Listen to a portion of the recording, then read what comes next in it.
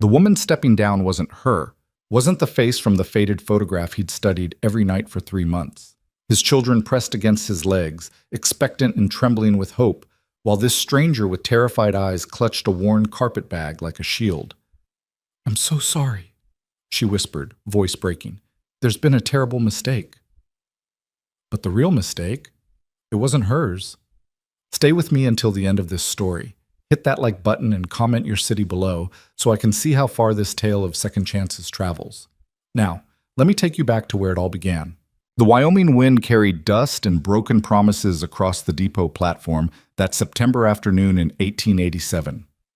Ethan Mercer stood rigid as fence post, his calloused hands resting on the shoulders of his 2 children, Tommy, barely 6, and little Sarah, just 4 years breathing air on this unforgiving earth. The boy's Sunday shirt was already coming untucked despite Ethan's best efforts that morning, and Sarah's blonde braids hung slightly crooked, tied with ribbons that would have made his late wife Margaret weep at their lopsided enthusiasm. 3 months. 3 months of letters exchanged with a woman named Eleanor Whitfield from Boston. A widow herself, she'd written. Educated, experienced with children, seeking a fresh start in the West. Her photograph showed a stern-faced woman with dark hair swept into a severe bun, eyes that suggested capability and no-nonsense practicality. Exactly what Ethan needed. Exactly what his children needed. Not love. He'd buried love 18 months ago when winter fever took Margaret from him, leaving him with 2 babies who cried for their mama in the night and a ranch that demanded every waking hour he possessed. He needed help. A partnership. Someone who could mother his children while he kept the cattle alive and the bank from foreclosing on the only home they'd ever known. The stage was late, as it usually was, but Ethan had learned patience the hard way these past years. Tommy shifted restlessly beside him, standing on his tiptoes to peer down the dusty road. "Papa, is she really coming, the new mama?" Ethan's jaw tightened. "She's coming to help take care of you both. That's all for now, son." "But you said—" "Tommy." His voice came out harder than he'd intended, and he felt the boy shrink slightly. Ethan softened his tone, awkward, as always, with comfort. Let's meet her first, see if it suits." In truth, the decision was already made. He'd paid for her passage west, $63 he could scarcely afford. They'd exchanged promises through those carefully worded letters, promises that felt businesslike and safe. Nothing like the wild, terrifying love he'd known with Margaret. This would be different, cleaner, a transaction that benefited all parties. The stage finally appeared through the heat shimmer, horses laboring up the final stretch to Redemption Station. The town barely deserved the name, a handful of weathered buildings clinging to existence where the railroad hadn't bothered to reach. A general store, a saloon, a blacksmith, and a church with a bell that no longer rang. This was the edge of civilization, where people came to disappear or to be remade. Ethan straightened his vest, suddenly conscious of his appearance. He'd worn his best shirt, though best was relative for a man who spent his days wrestling cattle and mending fence. His face was weathered beyond his 32 years, carved by sun and grief into something harder than he'd ever intended to become. The stage pulled to a stop in a cloud of dust and creaking leather. Old Bill Morrison, the driver, climbed down with the stiffness of a man who'd been sitting too long. "Afternoon, Ethan," Bill called, spitting tobacco juice into the dirt. "Got your package from back east." Ethan's hands tightened on Tommy's shoulder. Package. As if Eleanor Whitfield were a piece of freight to be collected. But wasn't that exactly what this arrangement was? The stage door opened. A woman's hand emerged first, smaller than he'd expected, trembling slightly as it gripped the door frame. Then a boot, practical but worn at the heel, and then wrong. Everything was wrong. The woman who stepped down from the stage was young, far younger than Eleanor's 35 years. She couldn't have been more than 23 or 24, with auburn hair that caught the afternoon light like copper wire, escaping in wisps from a hastily pinned arrangement. Her face was pale beneath the dust of travel, eyes the color of summer grass wide with something that looked dangerously close to panic. She wore a simple gray traveling dress that had seen better days, clutching a carpet bag that appeared to contain everything she owned in this world. When her eyes met Ethan's across the platform, she froze like a rabbit spotting a hawk's shadow. "Mr. Mercer?" Her voice was soft, musical, nothing like the crisp Boston accent he'd expected. Ethan couldn't speak. His mind was cataloging all the wrongness, the age, the coloring, the way she held herself with a mixture of hope and terror that made his chest constrict with an emotion he couldn't name. "Papa?" Tommy tugged at his hand. "Is that her? Is that the lady from the letters?" "No." The word came out flat, final. Ethan took a step forward, his face hardening into the mask he wore when dealing with dishonest cattle buyers. "Who are you? Where's Eleanor Whitfield?" The young woman flinched as if he'd raised a hand to her. Her fingers tightened on the carpet bag until her knuckles went white. My name is Clara Hale. Mrs. Whitfield, She what?" Ethan's voice cut across the platform like a whip crack. Several townspeople who'd gathered to watch the stage arrival turned to stare, sensing drama. "Where's the woman I've been corresponding with? The woman I paid passage for?" Clara's throat worked as she swallowed hard. "Mrs. Whitfield became ill 2 days before departure. The agency... They said someone had to come. You'd already paid, and there was a contract, and I..." Her voice dropped to barely above a whisper. "I had nowhere else to go." The words hung in the dusty air between them. In the silence that followed, Ethan could hear his own heartbeat, could feel the weight of his children's confusion pressing against his legs. He'd been deceived. Sent a substitute like day-old bread from the baker, and he was supposed to just accept it, just take this terrified girl into his home and his children's lives? "No." He took Tommy's hand, reaching for Sarah with the other. "This isn't what we agreed to. You can get right back on that stage when Bill's ready to leave." "Sir, please." Clara took a step forward, and Ethan saw her sway slightly, exhausted from the journey. "If you'll just let me explain." "There's nothing to explain. I needed a woman with experience, with maturity, someone who could..." He stopped himself, painfully aware of the audience and his children's upturned faces. "This won't work. I'm sorry you came all this way, but you'll have to go back." "There is no back." The words burst from Clara with unexpected force, her composure cracking. "The agency dismissed me the moment I boarded that stage. My previous employment ended when my employer died. I have $3 to my name and no family waiting anywhere in this world. So please, Mr. Mercer, before you turn away, please just..." She didn't get to finish. Sarah, who'd been quietly watching this exchange with wide blue eyes, suddenly pulled free from Ethan's grasp and darted forward. The child's foot caught on an uneven board, and she went down hard, skinning both knees. The wail that followed was pure, terrified pain. Ethan moved, but Clara was faster. She dropped her carpet bag and swept Sarah into her arms in one fluid motion, sinking to her knees on the platform without thought for her own dress. Her hands were gentle but sure as she examined the scrapes, her voice transforming into something soft and soothing. "Oh, sweetheart, I know it hurts. I know. But you're so brave, aren't you? Let's see. Nothing broken, just some scratches. You're a tough little prairie flower, I can tell." Clara pulled a handkerchief from her sleeve, clean despite her travel, and dabbed carefully at the bleeding knees. "When I was your age, I fell out of an apple tree and scraped both knees and my chin. Want to feel the scar?" Through her tears, Sarah nodded. Clara guided the small hand to a faint mark on her jawline, continuing to speak in that low musical voice. "See? All healed up now, just like yours will be. And you know what my mother told me? She said scars are just proof that we're brave enough to fall down and strong enough to get back up." Sarah's crying had diminished to hiccups. She leaned into Clara's shoulder with the complete trust that children offer so easily, so dangerously. "You're pretty," the little girl murmured. "You smell like flowers." "Lavender soap," Clara said softly, meeting Ethan's eyes over Sarah's head. "It's all I have left of... well, it's not important." Tommy had crept closer during this exchange, his young face serious and assessing. "Did you really fall out of a tree?" "I did. I was trying to get the best apples from the very top branch. Pride goes before a fall, as they say." Clara smiled at the boy, and something in that smile made Ethan's chest ache. It wasn't forced or calculated. It was genuine warmth offered to a child who'd known too little of it lately. "My mama used to make apple pie," Tommy said quietly, "before she died."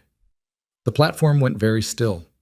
Ethan watched Clara's face carefully, waiting for the pity, the awkward condolences, the way people's eyes would slide away from his children when Margaret's death was mentioned. Instead, Clara nodded gravely, treating the boy's words with the seriousness they deserved. "Then she must have been wonderful. Apple pie is the hardest kind to make well. The crust has to be just right." She paused, considering. "I don't make pie as well as your mama surely did, but I can make apple tarts. Would you like to learn how? If your papa says it's all right, of course."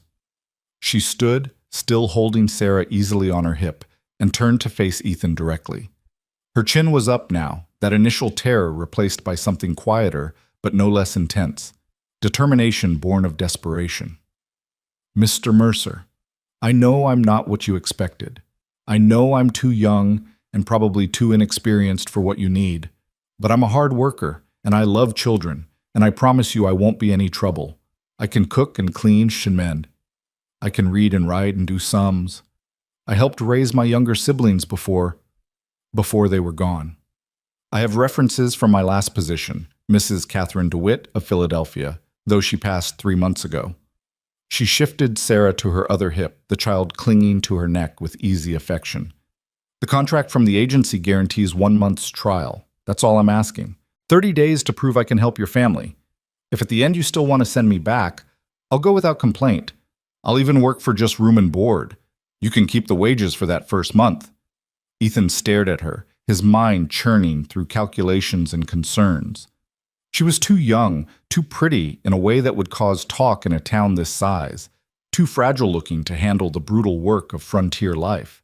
And most dangerous of all, his children were already looking at her with hope lighting their faces, hope he wasn't sure he could afford to nurture. "Papa, she helped Sarah," Tommy said, slipping his hand into Ethan's. "And she knows about apple tarts." "Tommy, this isn't—" Ethan started, but stopped when he looked down at his son. The boy was pleading with his eyes, and behind him Sarah had her thumb in her mouth, something she only did when seeking comfort, while her other hand tangled in Clara's hair. Bill Morrison cleared his throat. "Ethan, I gotta finish my rote. You want this young lady on the return trip or not? Need to know now." The words were right there, ready to emerge. "Yes, put her back on. This isn't what I agreed to. This isn't safe." Because safety meant control, meant knowing exactly what to expect, meant protecting his heart and his children's hearts from any more breaking. But then Clara shifted, and Sarah's head settled onto her shoulder with perfect trust. And Ethan thought about going back to the ranch tonight. Thought about burning another supper while Tommy tried to comfort his crying sister. Thought about the pile of mending that had grown so high he'd started just throwing away torn shirts. Thought about the bone-deep loneliness of being the only adult in a house that echoed with ghosts. 1 month, he heard himself say, and wasn't sure if the words were a salvation or a mistake. 30 days, like the contract says. Room and board, no wages until we see if this arrangement suits. You sleep in the small room off the kitchen, you take your meals with us, and you help with the children in the house. Nothing more. Relief flooded Clara's face so completely that Ethan had to look away from its intensity. "Thank you, Mr. Mercer. You won't regret—" "I already might," he cut her off, more harshly than necessary. "And it's a trial period. Don't go getting settled." He looked at Bill. "Her bag can stay. I'll settle the stage fare with you later." "Already settled," Bill said, giving Ethan a knowing look.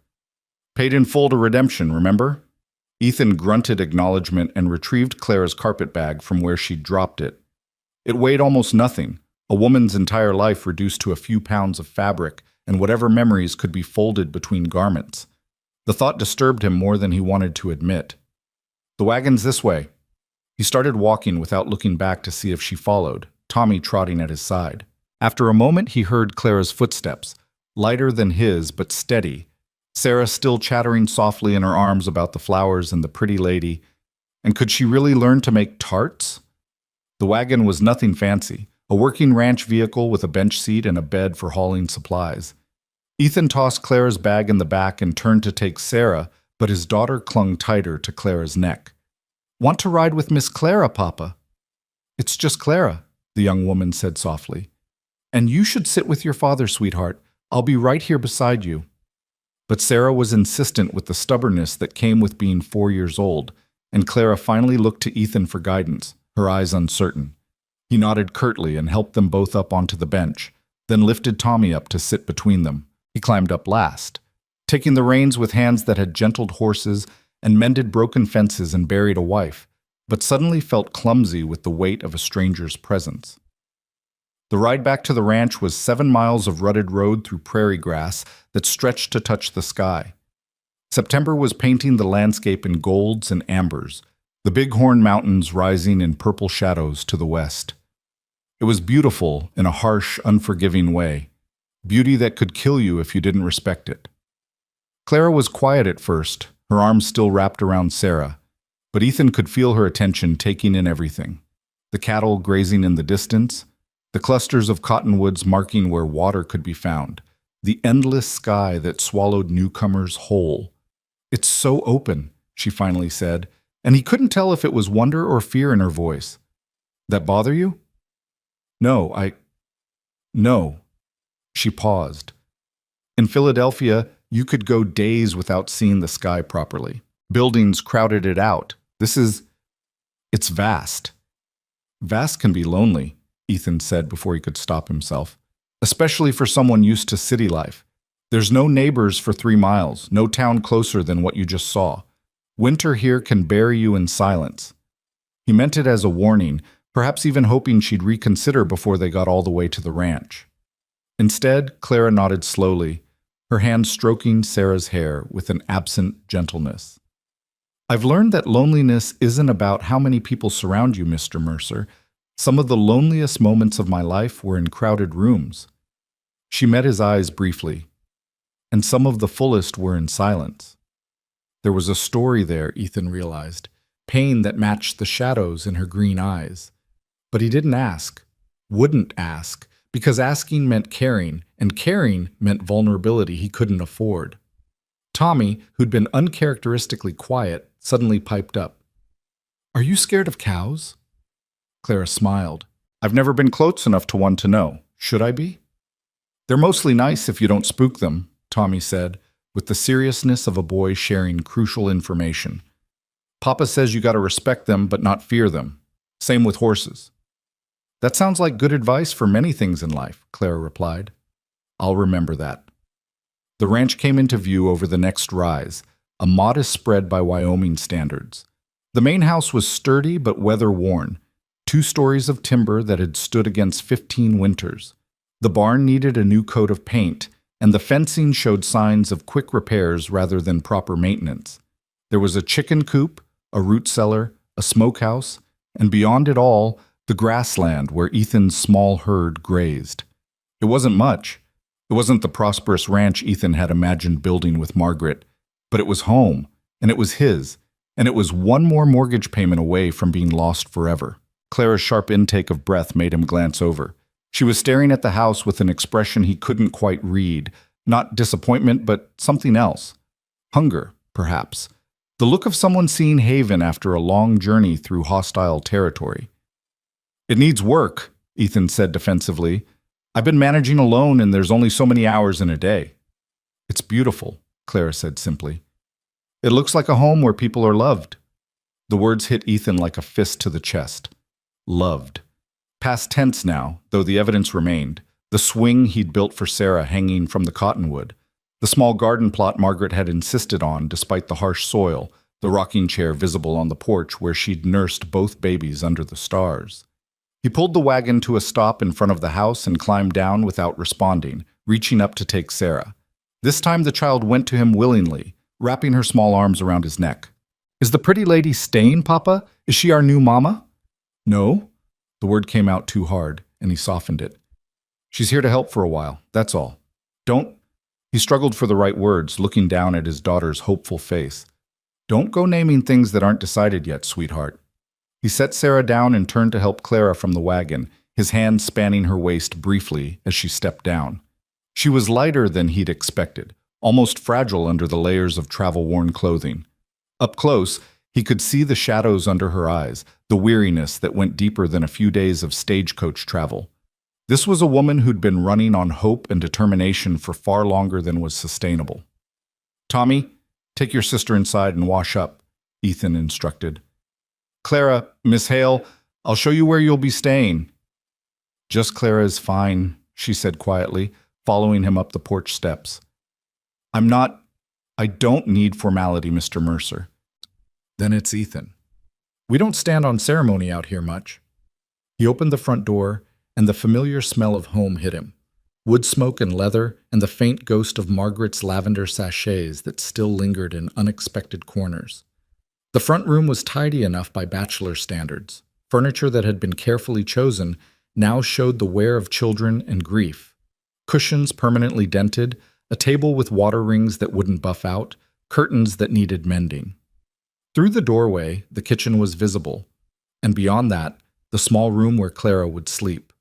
But Clara had stopped in the center of the front room, turning in a slow circle.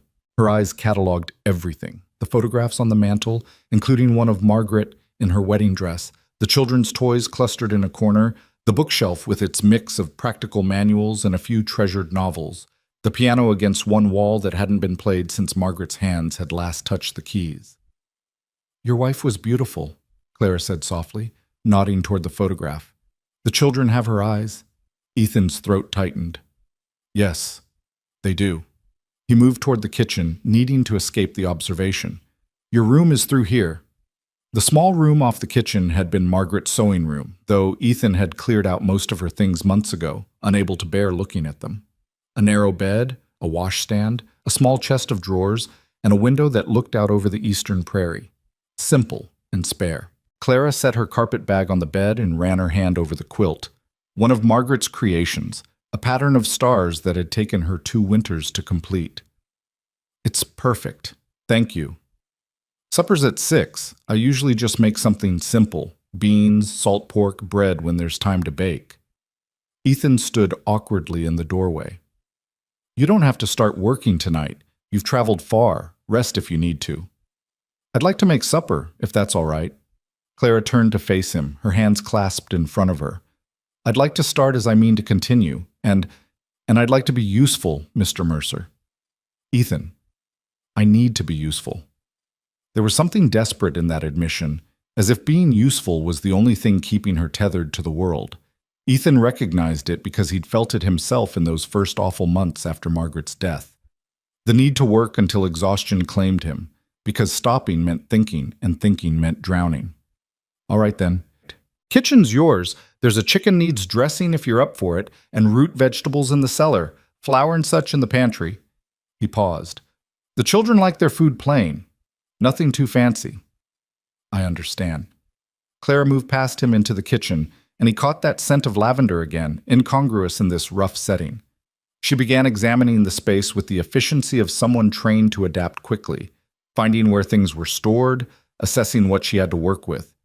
Ethan should have left then, should have gone to check on the children or start on the evening chores.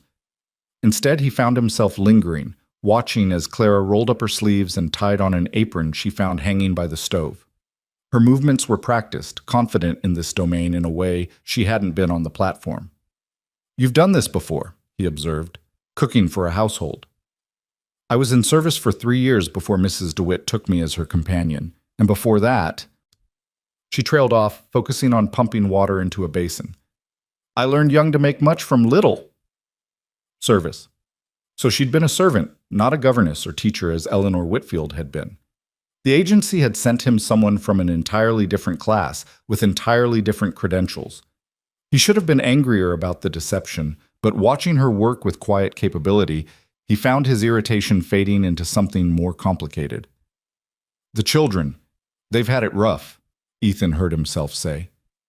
"Tommy was barely 4 when Margaret died, and Sarah doesn't remember her much at all, though she won't admit it. They've been starved for a woman's touch, and they're liable to—" He struggled for the words. "They're liable to get attached quickly, too quickly." Clara stilled, her hands resting on the edge of the basin. When she looked at him, her eyes were bright with unshed tears. And you're afraid that in 30 days, I'll leave and break their hearts. Yes.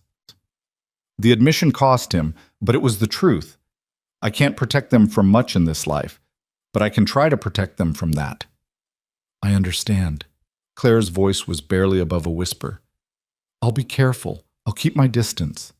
But even as she said it, Ethan heard Sarah's laughter from the other room where Tommy was telling her some story, and he knew it was already too late for distance. His children were desperately hungry for softness in a world that had offered them little but hardness.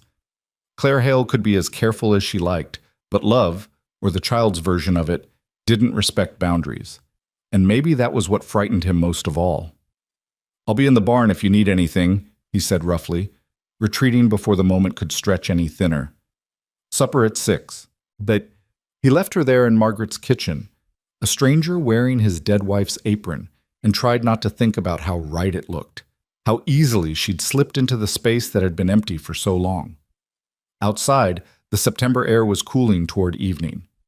Ethan stood on the porch for a moment, hands gripped on the railing, trying to sort through the tangle of emotions in his chest. He'd meant to send her back. Every logical part of his brain had been screaming that she was wrong, too young, too unknown, too dangerous to the fragile equilibrium he'd built.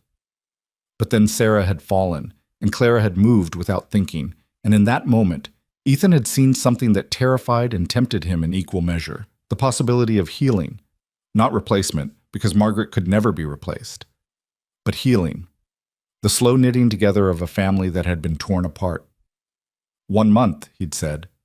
30 days to see if it could work. 30 days to see if his heart could survive the risk. Inside the house, through the window, he could see Clara moving through the kitchen with growing confidence. She'd found the chicken and was making short work of preparing it, her movements efficient but not rushed. And drifting through the open door came her voice, soft and melodic, singing something he didn't recognize. A lullaby, perhaps, or just a tune to fill the silence. Tommy appeared in the kitchen doorway, watching her with solemn curiosity. Clara said something that made the boy smile. Actually smile, something Ethan hadn't seen enough of lately. Then Sarah toddled in, and Clara swept her up onto a chair at the table, found her a scrap of dough to play with while she worked. It looked like a family. It looked like home. And that was the most dangerous thing of all. Ethan turned away and headed for the barn, where the work was simple and the emotions were confined to whether the fence would hold and if the cattle were healthy. Out here, he knew the rules. Out here, everything made sense. But when the dinner bell rang at 6 o'clock, Margaret's old bell that Ethan hadn't heard in months because he'd stopped bothering with such niceties, he found himself hurrying back to the house despite his better judgment. The kitchen table was set properly for the first time since Margaret's death. Real napkins, plates that matched, cups set just so. The chicken was roasted golden brown, surrounded by vegetables that actually looked appealing. Fresh bread steamed in a basket, and there was even a small pot of butter that Clara must have found in the coldest corner of the root cellar. "Papa, look!" Sarah bounced in her chair. "Miss Clara made a feast." "It's just supper," Clara said quickly, as if afraid she'd overstepped. "I hope it's all right."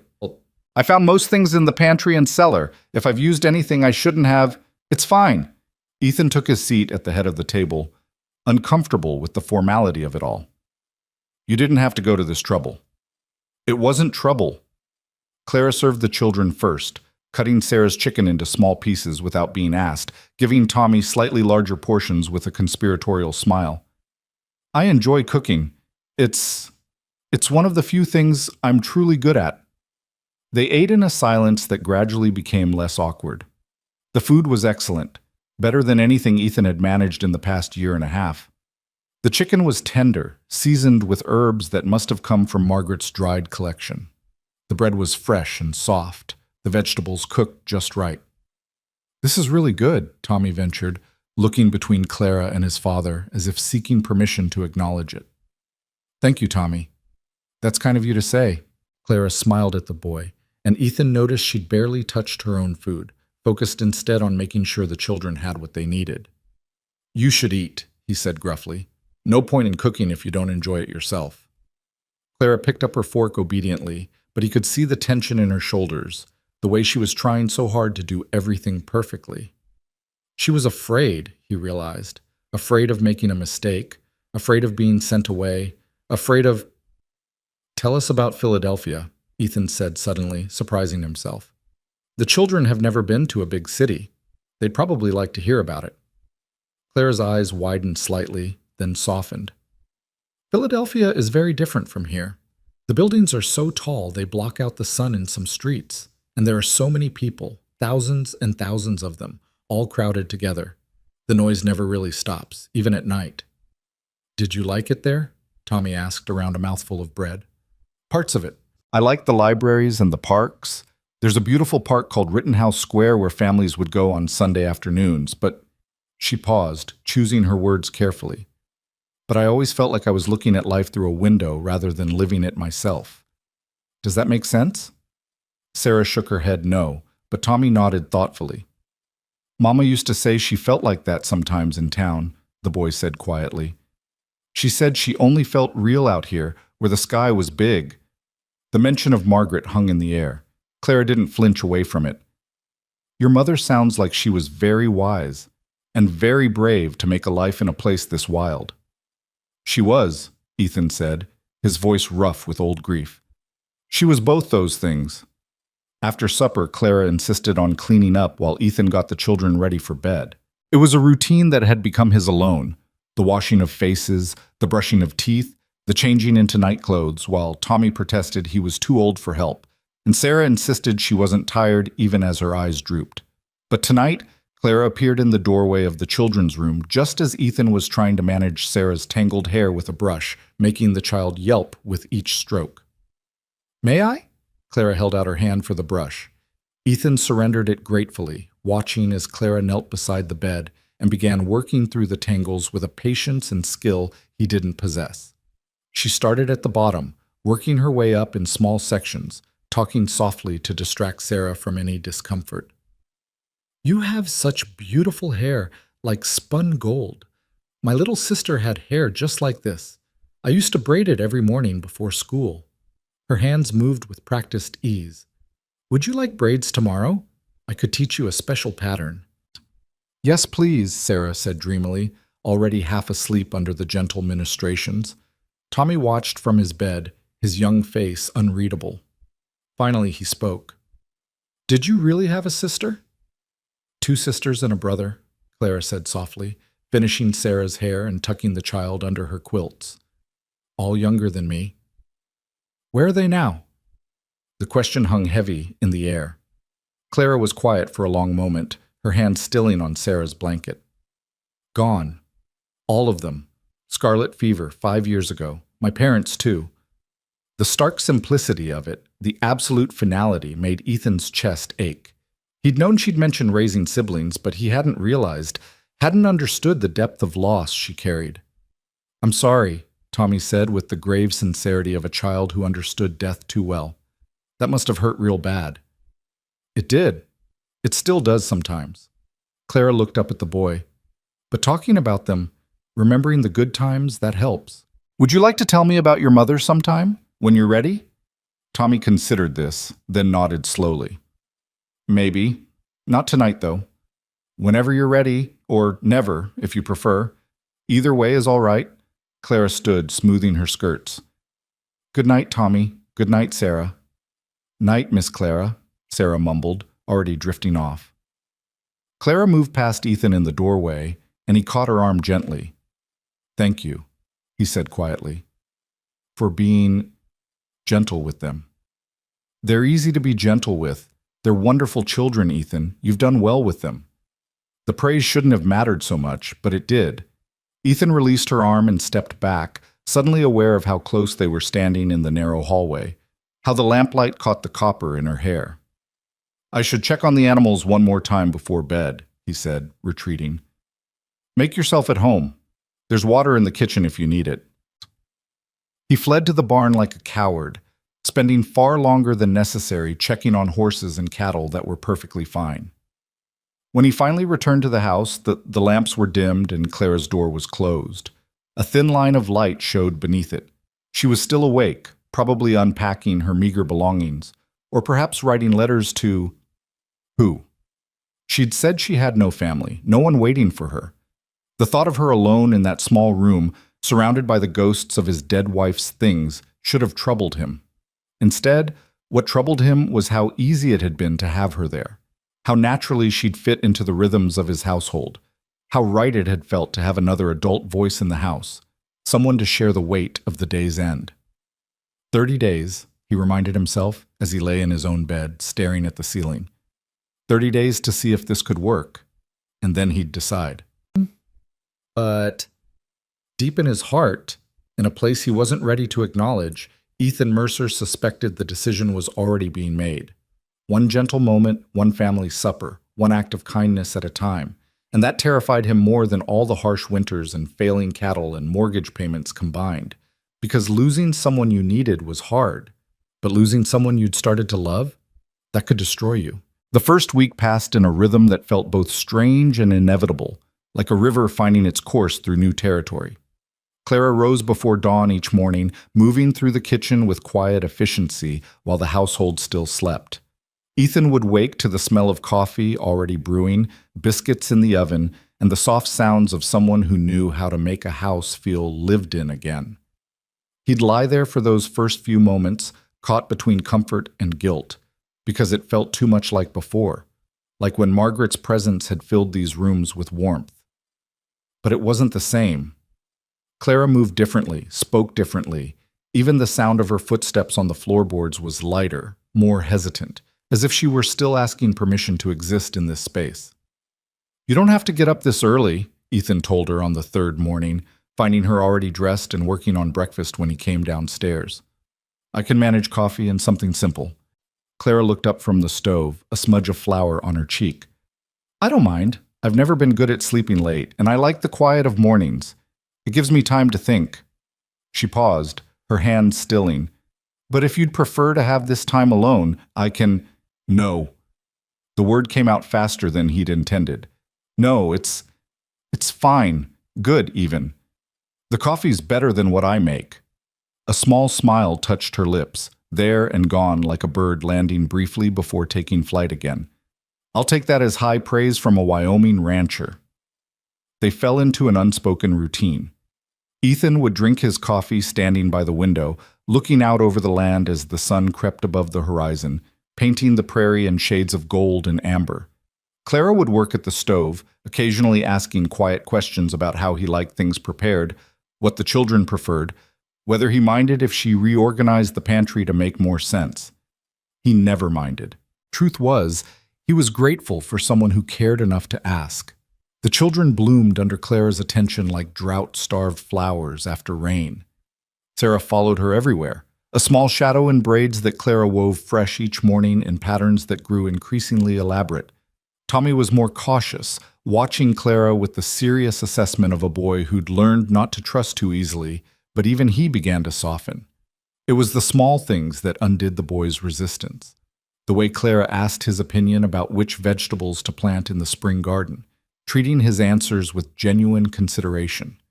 How she'd sit with him while he struggled through his reading lessons, never making him feel stupid when he stumbled over words, instead offering patient encouragement. The afternoon she spent an hour helping him build a better trap for the gophers that plagued the barn, her skirts hiked up practically as she knelt in the dirt beside him, discussing engineering principles as if he were a fellow adult. "She's real smart, Papa," Tommy confided one evening as Ethan tucked him in. "She knows about stars and how plants grow and why the wind changes direction. Almost as smart as Mama was." The comparison should have stung, but instead it settled into Ethan's chest with a bittersweet ache. "Your Mama would have liked that. She always wanted you to have someone to answer your questions." "Do you like Miss Clara?" Tommy's eyes were too knowing for a 6-year-old. "I mean, do you think she can stay after the month is done?" Ethan smoothed his son's hair back, buying time. "We'll see how it goes, son. Let's not get ahead of ourselves." But he was getting ahead of himself. That was the problem. He'd catch himself watching Clara when she didn't know, the way she hummed while kneading bread, the tenderness with which she mended Sarah's torn dress, the quiet competence she brought to every task. She'd transformed the house in ways both visible and not. The windows sparkled, the floors gleamed, curtains that had hung dingy for months were washed and bright again. But more than that, there was life in these rooms. Laughter. The sound of Sarah singing songs Clara had taught her, the smell of fresh bread and simmering stew and possibility. By the second week, the children had stopped calling her Miss Clara, except when Ethan was in earshot. He'd heard Sarah slip and call her Mama once, then quickly correct herself with a guilty glance his direction. Clara had handled it gracefully, kneeling to the child's level. I know you miss your mama, sweetheart. That's good and right. Love doesn't run out just because someone's gone. It stays with us. I'm not here to be your mama. I'm just here to take care of you and love you while I can. Is that all right? Sarah had nodded, throwing her arms around Clara's neck, and Ethan had turned away before they could see the emotion in his eyes. The town noticed the changes too. Mrs. Abernathy from the general store made pointed comments when Ethan came in for supplies, Clara waiting in the wagon with the children. Awful young, isn't she? The older woman said, her eyes sharp with speculation. Not what you advertised for, I heard. She's capable and good with the children, Ethan replied evenly, refusing to be baited. That's what matters. Just seems to me a pretty young thing like that, living out at your ranch with no chaperone. Well, people talk, Ethan Mercer. You know they do. Let them talk. He gathered his purchases and tipped his hat. Good day, Mrs. Abernathy. But the encounter left him uneasy. He hadn't considered how it would look to others. A widower with a young woman living under his roof. In the city, perhaps it wouldn't have mattered, but out here where everyone knew everyone's business and reputations could be destroyed by whispers. That evening, after the children were asleep, he found Clara in the kitchen finishing the last of the dishes. She looked tired, the kind of bone-deep weariness that came from trying too hard, caring too much. You should sit down, he said. You've been going since before dawn. I'm almost done. She dried the last plate and set it carefully in the cupboard, then turned to face him. Was there something you needed? Yes, he thought. I need to know why you're here. I need to know what you're running from. I need to know if I can trust this fragile peace we've built. Instead, he said, we need to talk about the arrangement, about expectations. Something flickered in her eyes. Fear, he thought, or maybe resignation. She nodded and moved to the table, sitting with her hands folded in her lap like a schoolgirl awaiting judgment. Ethan took the seat across from her, suddenly aware of how small the kitchen felt with just the two of them, the lamp casting shadows that made the moment feel more intimate than he'd intended. You've done good work here, he started. Better than I expected. The children are happy, the house runs smoother than it has in a long time. But, Clara's voice was quiet, braced for the blow. But people in town are starting to talk about you being here, about what it looks like. He ran a hand through his hair, frustrated. I should have thought about that before I let you stay. Your reputation, I have no reputation to protect. The words were flat, final. No family to be shamed, no social standing to maintain. If people want to talk, let them. It doesn't matter to me. It should matter. A young woman's reputation is nothing without the woman herself. Clara leaned forward, and in the lamplight, her eyes blazed with something fierce and unexpected. I've learned that the hard way, Mr. Mercer. Ethan, I've been proper and respectable and done everything right, and where did it get me? Alone with nothing, sent west like unwanted freight. She stood abruptly, pacing to the window. If staying here means people talk, so be it. I'd rather have purpose and gossip than propriety and starvation. The vehemence in her words told him there was a deeper story there, wounds that hadn't healed. Ethan studied her profile in the window's reflection, the set of her shoulders, the way her hands gripped the windowsill. What happened to you? He asked quietly. In Philadelphia, before this. What are you running from? For a long moment she didn't answer. Then, so softly he almost missed it. I'm not running from something. I'm running toward this possibility of something different, something real. She turned to face him, and he saw tears threatening at the corners of her eyes, though she held them back through sheer will. Mrs. DeWitt was kind to me. She took me in when the family I served dismissed me after. She paused, swallowing hard. After the son of the house decided I was fair game for his attentions. They blamed me, of course. It's always the girl's fault. Anger rose sharp and sudden in Ethan's chest. Did he? No, I fought him off, and the resulting scene was loud enough that his mother heard, but I was still the one turned out. Clara's laugh was bitter. Mrs. DeWitt gave me refuge, companionship, even genuine affection. But when she died, her nephew inherited everything and made it clear my services were no longer needed. I had 3 days to vacate. And the agency? Was my only option. They said they had a placement, a widower with children who needed a mature, experienced woman to manage his household. Eleanor Whitfield seemed perfect for it. Clara's voice dropped. But Mrs. Whitfield took ill, and the agency had already spent your money, and I was desperate enough to accept when they offered me the position instead. They told me not to mention the switch. They said you'd accept me once you saw I could do the work. They lied to both of us then. Yes. She met his eyes directly. I'm sorry I was party to that deception, even unknowingly. If you want me to leave because of it, I'll understand.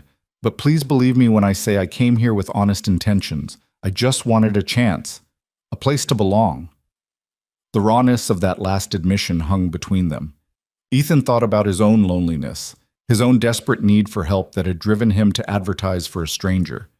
They'd both been deceived, but they'd also both been desperate. Maybe that made them even. I don't want you to leave, he heard himself say. Not unless you want to. But we need to be clear about what this is. You're the housekeeper and caretaker for the children, nothing more. That's what I'll tell anyone who asks, and that's the truth of it. Of course. Clara nodded quickly. I would never presume. And after the 30 days, if this arrangement suits us both, we'll discuss terms, proper wages, a formal contract, something that protects you as well as me. Surprise softened her features. You do that? Even with people talking? Let them talk. Like you said, reputation means nothing if we're doing right by each other and the children. He stood, suddenly needing distance from the intensity of the moment. It's late. You should get some rest. Ethan? She stopped him at the doorway. Thank you for listening, for not judging. We've all got our stories, Clara, all got our scars. He paused, his hand on the doorframe. For what it's worth, that family that dismissed you. They were fools. Any man who'd force himself on a woman in his employ isn't fit to be called a man, and any family that would blame you for defending yourself doesn't deserve your service. The tears she'd been holding back finally spilled over, silent tracks down her cheeks. I've never told anyone that before. Not the whole truth of it. Then I'm honored you trusted me with it. He nodded goodnight and left before the moment could unspool any further, before he could do something foolish like offer comfort that would blur the careful lines he'd just drawn.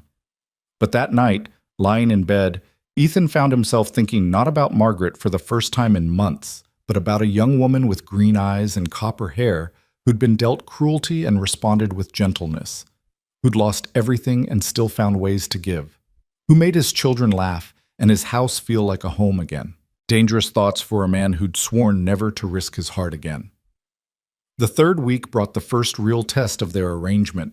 Sarah woke in the night with a fever, her small body burning with heat, her cries bringing both Ethan and Clara running. They met in the hallway outside the children's room, Clara in her nightgown with a shawl thrown over her shoulders, Ethan in hastily pulled-on trousers and an unbuttoned shirt. It's Sarah, Clara said unnecessarily, already moving into the room. She's burning up. The sight of his daughter's flushed face, the sound of her labored breathing, sent ice through Ethan's veins. This was how it had started with Margaret, the fever, the cough, the terrible swift decline. I'll ride for the doctor, he said, already turning. Ethan, wait. Clara's hand on his arm stopped him. It's a 3-hour ride to town and back in the dark. She needs care now. Her voice was calm, steady, when his was threatening to fracture. I've nursed fever before.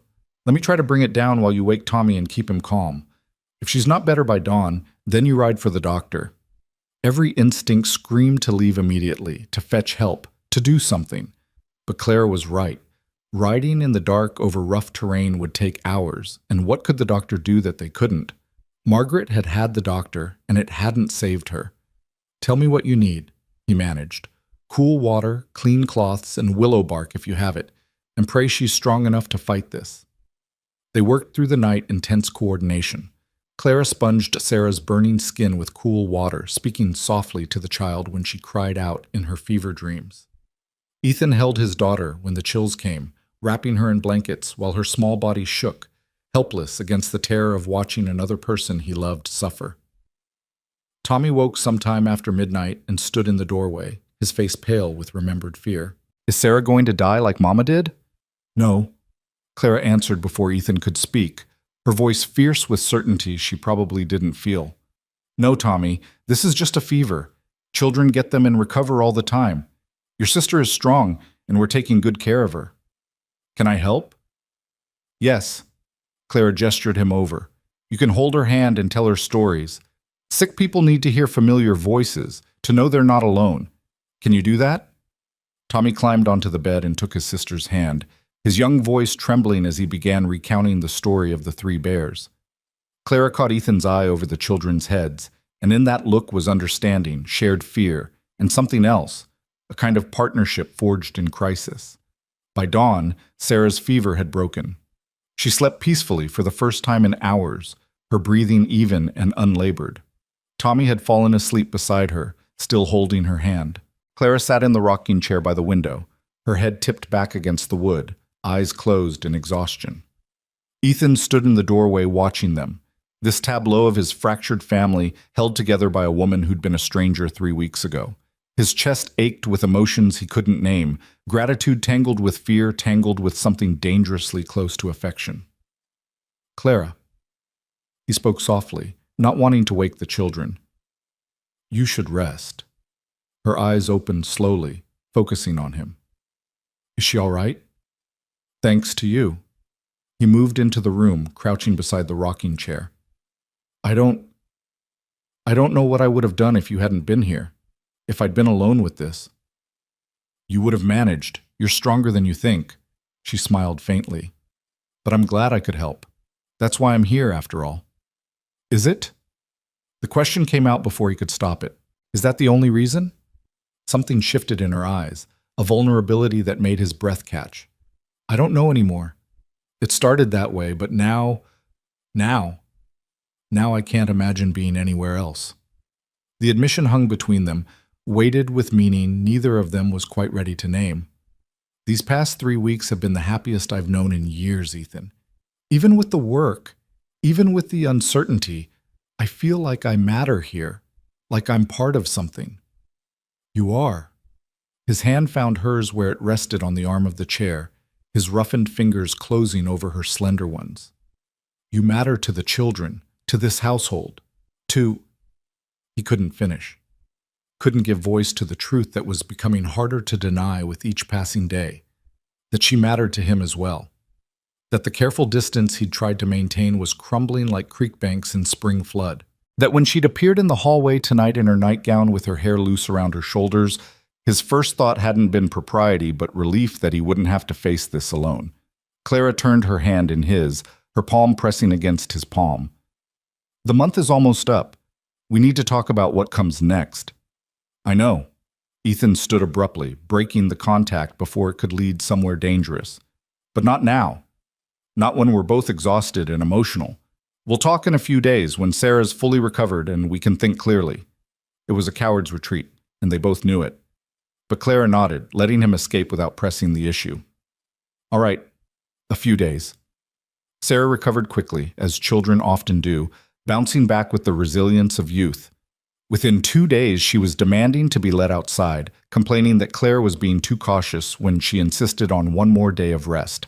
"You're a tyrant," Ethan told Clara with amusement as Sarah pouted from her bed, surrounded by toys and books meant to keep her entertained.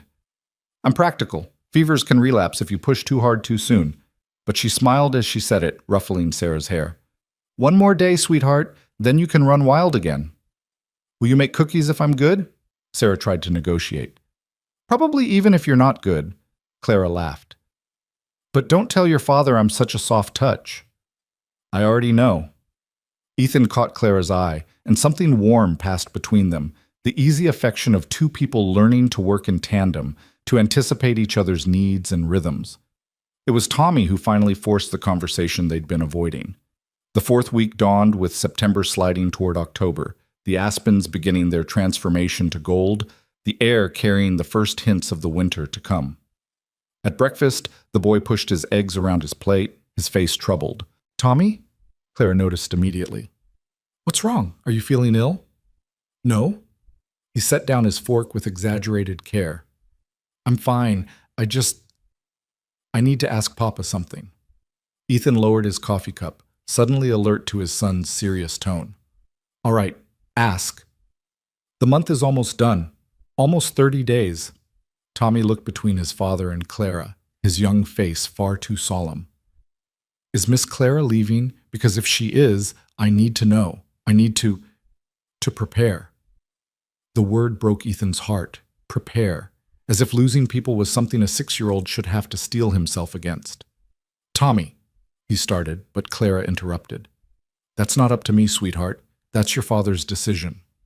"Then, Papa, please." Tommy's eyes were bright with unshed tears. "Please let her stay. I know you said not to get attached, but I am attached. We both are." He gestured to Sarah.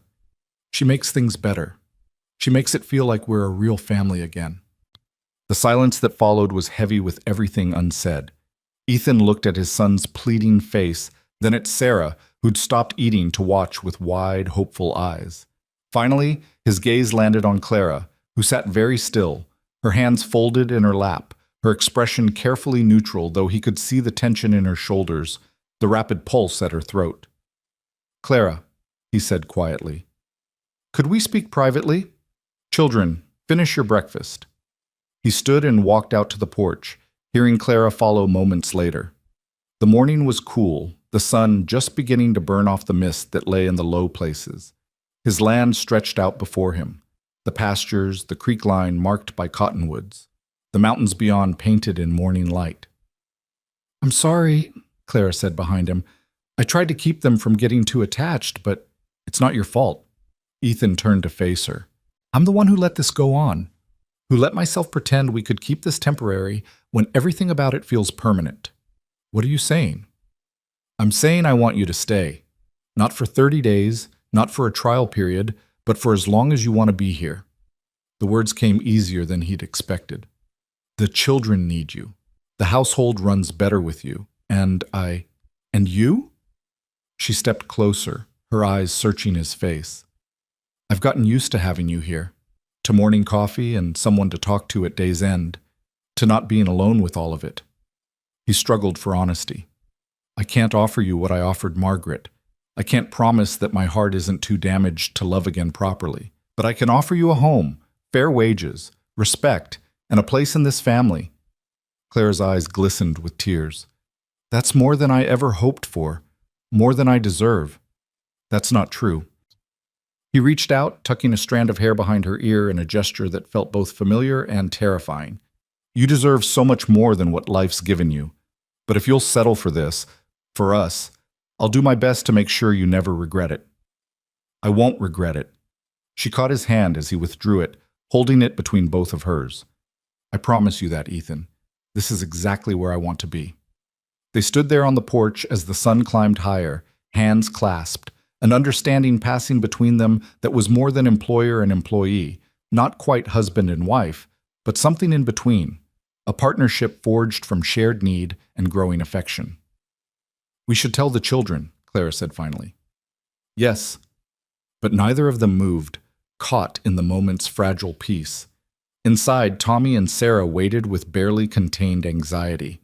When Ethan and Clara returned to the kitchen, the children's faces were studies in hope and dread.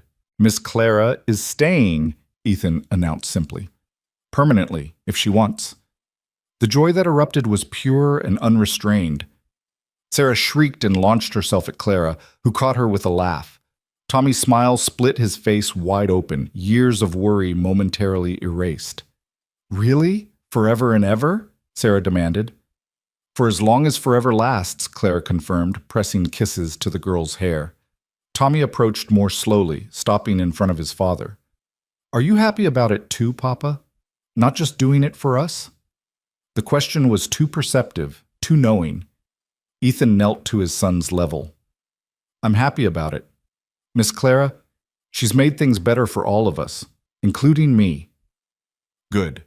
Tommy threw his arms around Ethan's neck in a rare display of affection.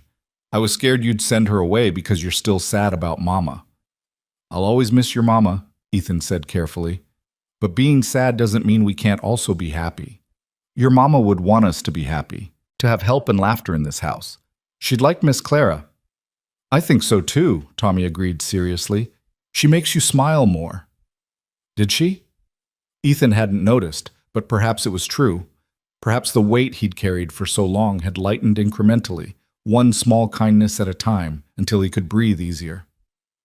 That night, after the children were asleep and the house was quiet, Ethan found Clara on the porch again, wrapped in a shawl against the evening chill, staring up at the stars. Couldn't sleep? He asked, joining her. Too much running through my mind. She glanced at him. I keep waiting to wake up and find this was all a dream, that I'm still in Philadelphia with nowhere to go and no future. It's real. He leaned against the railing beside her, their shoulders almost touching. You're here, and you're staying, and tomorrow you'll wake up in that small room off the kitchen to make coffee before dawn. She laughed softly. When you put it like that, it sounds terribly ordinary. Maybe that's what makes it extraordinary. The ordinary moments, the daily rhythms. I spent so long just surviving, I forgot what it was like to actually live. He paused. You reminded me. You gave me a reason to live again, Clara countered. Fair trade, I'd say. They stood in comfortable silence, watching the stars wheel overhead, the prairie settling into its nighttime sounds around them. Somewhere an owl called. The horses nickered softly in the barn. The wind moved through the grass with a whisper, like secrets being shared. Clara? Ethan's voice was quiet. What do you want? Not what you think I want to hear, not what's proper or expected. What do you actually want from this life? She considered the question seriously. I want to matter. I want to wake up each day knowing my presence makes a difference to someone. I want to belong somewhere so completely that leaving would tear me apart. She turned to look at him directly. I want what I'm starting to have here, purpose, connection, maybe even love someday, though I know that's not what you're offering. Not yet, he heard himself say, but maybe someday, if my heart remembers how. Her smile was soft in the starlight. I can wait for someday, Ethan Mercer. I'm good at waiting. They went inside together, parting at their separate doors with quiet goodnights. But something had shifted between them. The careful distance was narrowing. The walls were coming down brick by brick. And in her small room off the kitchen, Clara lay awake counting her blessings instead of her losses for the first time in years. While in his room down the hall, Ethan stared at Margaret's photograph and whispered a silent apology that felt more like permission. Permission to heal, to hope, to perhaps, eventually, love again. The month had ended, but something new was beginning, something neither of them had planned for but both desperately needed. A temporary arrangement had become a permanent home, and that was more terrifying and wonderful than either of them had dared to imagine. October arrived with a vengeance, bringing cold rain that turned the roads to mud and kept them close to the ranch for days at a time. Clara didn't seem to mind the isolation. If anything, she thrived in it, turning the enforced togetherness into opportunities for small domestic pleasures, teaching Sarah to knead bread, helping Tommy with his letters by the fire, mending Ethan's shirts with stitches so fine they were nearly invisible. The rhythm they'd found in September deepened into something more substantial. Ethan caught himself anticipating Clara's reactions to things, storing up small observations from his day to share with her over evening coffee. The way she'd tilt her head when listening, really listening, as if his thoughts about cattle prices or fence repairs mattered as much as philosophy. How she'd bite her lower lip when concentrating on a difficult repair, her fingers working with patient precision. The soft humming that meant she was content, a tuneless melody that had become the soundtrack to his household. But contentment, Ethan had learned the hard way, was a fragile thing. And on a gray afternoon in mid-October, that fragility shattered. The knock on the door came just after lunch, unexpected enough that all of them looked up from the table. Visitors were rare this time of year, rarer still in weather like this. Ethan wiped his mouth and stood, exchanging a glance with Clara that held a question neither could answer. The man on the porch was a stranger, middle-aged, well-dressed despite the mud splattered on his coat, with the officious air of someone accustomed to authority. He held a leather satchel protected under his arm and regarded Ethan with the cool assessment of a banker calculating risk. "Mr. Ethan Mercer?" His voice was clipped, Eastern, out of place in this rough country. "That's right. What can I do for you?" "My name is Howard Pemberton. I'm a registry agent for the Western Matrimonial Agency." He pulled a document from his satchel. "I'm here to conduct a follow-up inspection regarding the placement of Miss Clara Hale." Every muscle in Ethan's body tensed. "Inspection? Standard procedure for all placements, I assure you. The agency takes its reputation seriously. We need to verify that the arrangement is satisfactory for both parties and that Miss Hale is being treated according to the terms of the contract." Pemberton's eyes moved past Ethan into the house, cataloging details. "May I come in? This won't take long." Ethan wanted to refuse, to send this man back into the rain and away from the life they'd built. But refusing would raise questions, might even put Clara's position at risk if the agency deemed him uncooperative. He stepped back reluctantly, allowing Pemberton inside. Clara had risen from the table, her face gone pale at the sight of the stranger. The children clung to her skirts, sensing the tension that had suddenly filled the room. "Miss Hale," Pemberton inclined his head with cool courtesy. "I trust you're well?" "Yes, sir." Her voice was steady, but Ethan heard the tremor underneath. "Quite well, thank you." "Excellent. Then you won't mind answering a few questions." Pemberton set his satchel on the table, pulling out papers and a pen. "Mr. Mercer, if you could give us a moment of privacy." "No." The word came out harder than Ethan intended. "Anything you need to ask Clara, you can ask with me present. This is my home, and she's under my protection." Something flickered in Pemberton's eyes. Surprise, perhaps, or calculation. "Very well. Miss Hale, are your accommodations adequate?" "Yes, sir. Very much so." "And your duties? Are they as outlined in the contract?" "Yes." Clara's hands twisted together. "I care for the household and the children. Mr. Mercer has been nothing but proper and respectful." Pemberton made notes, his pen scratching loudly in the quiet room. "I see. And the compensation?" "Fair and timely," Clara said before Ethan could speak. "I have no complaints whatsoever." More scratching of pen on paper. Then Pemberton looked up, his gaze moving between them with an intensity that made Ethan's skin prickle. "Miss Hale, I must ask, and please understand this is purely procedural, has Mr. Mercer made any improper advances? Any suggestions of arrangement beyond what was contracted?" Clara's face flushed crimson. "Absolutely not. Mr. Mercer has been a perfect gentleman." "I see." Pemberton set down his pen, his expression shifting to something that looked almost sympathetic. "Miss Hale, I'm afraid I must share some information with you. Information that came to light during our routine background verification." The air in the room seemed to thin. Ethan watched Clara's face drain of color, watched her hands grip the edge of the table as if it were the only thing keeping her upright. "What information?" Her voice was barely a whisper. "The agency conducted a more thorough investigation after your placement, given the unusual circumstances of your substitution for Mrs. Whitfield." Pemberton pulled another document from his satchel. "We contacted your previous employer, the DeWitt estate. The nephew who inherited, a Mr. Charles DeWitt, was quite forthcoming about the reasons for your dismissal." "That's a lie." Clara's voice shook with sudden fury. "I told you what happened. His son attacked me, and they blamed—" "Mrs. DeWitt had no son, Miss Hale." Pemberton's voice was gentle but implacable. "She was a spinster. Mr. Charles DeWitt reported that you were dismissed for theft. Small items at first, jewelry, household silver. When confronted, you became hysterical and made wild accusations to deflect blame."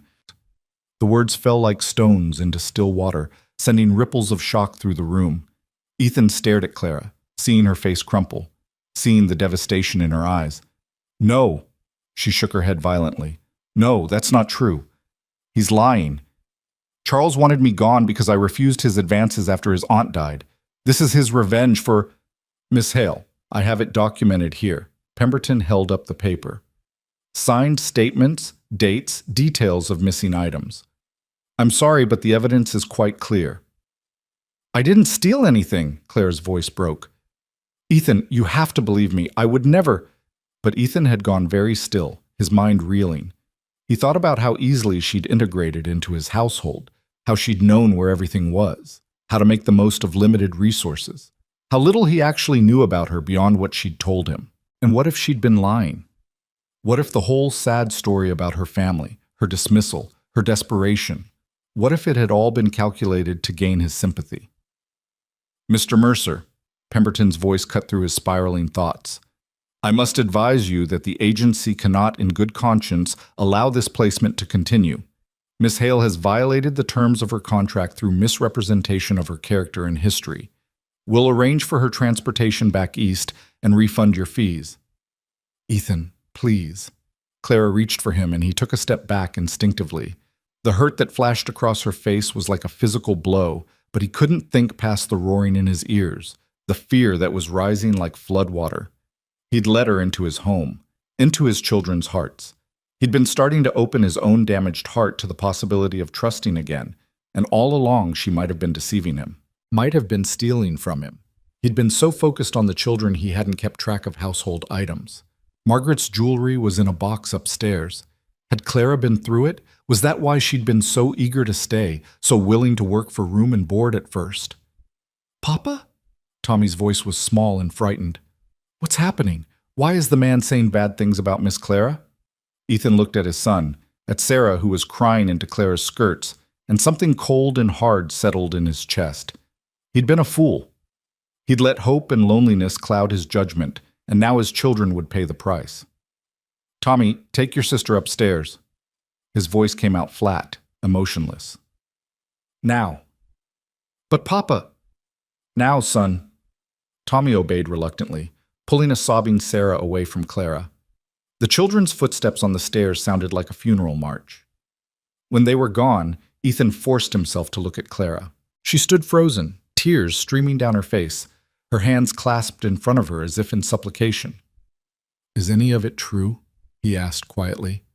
The family you said you lost, the son who attacked you, was any of it real?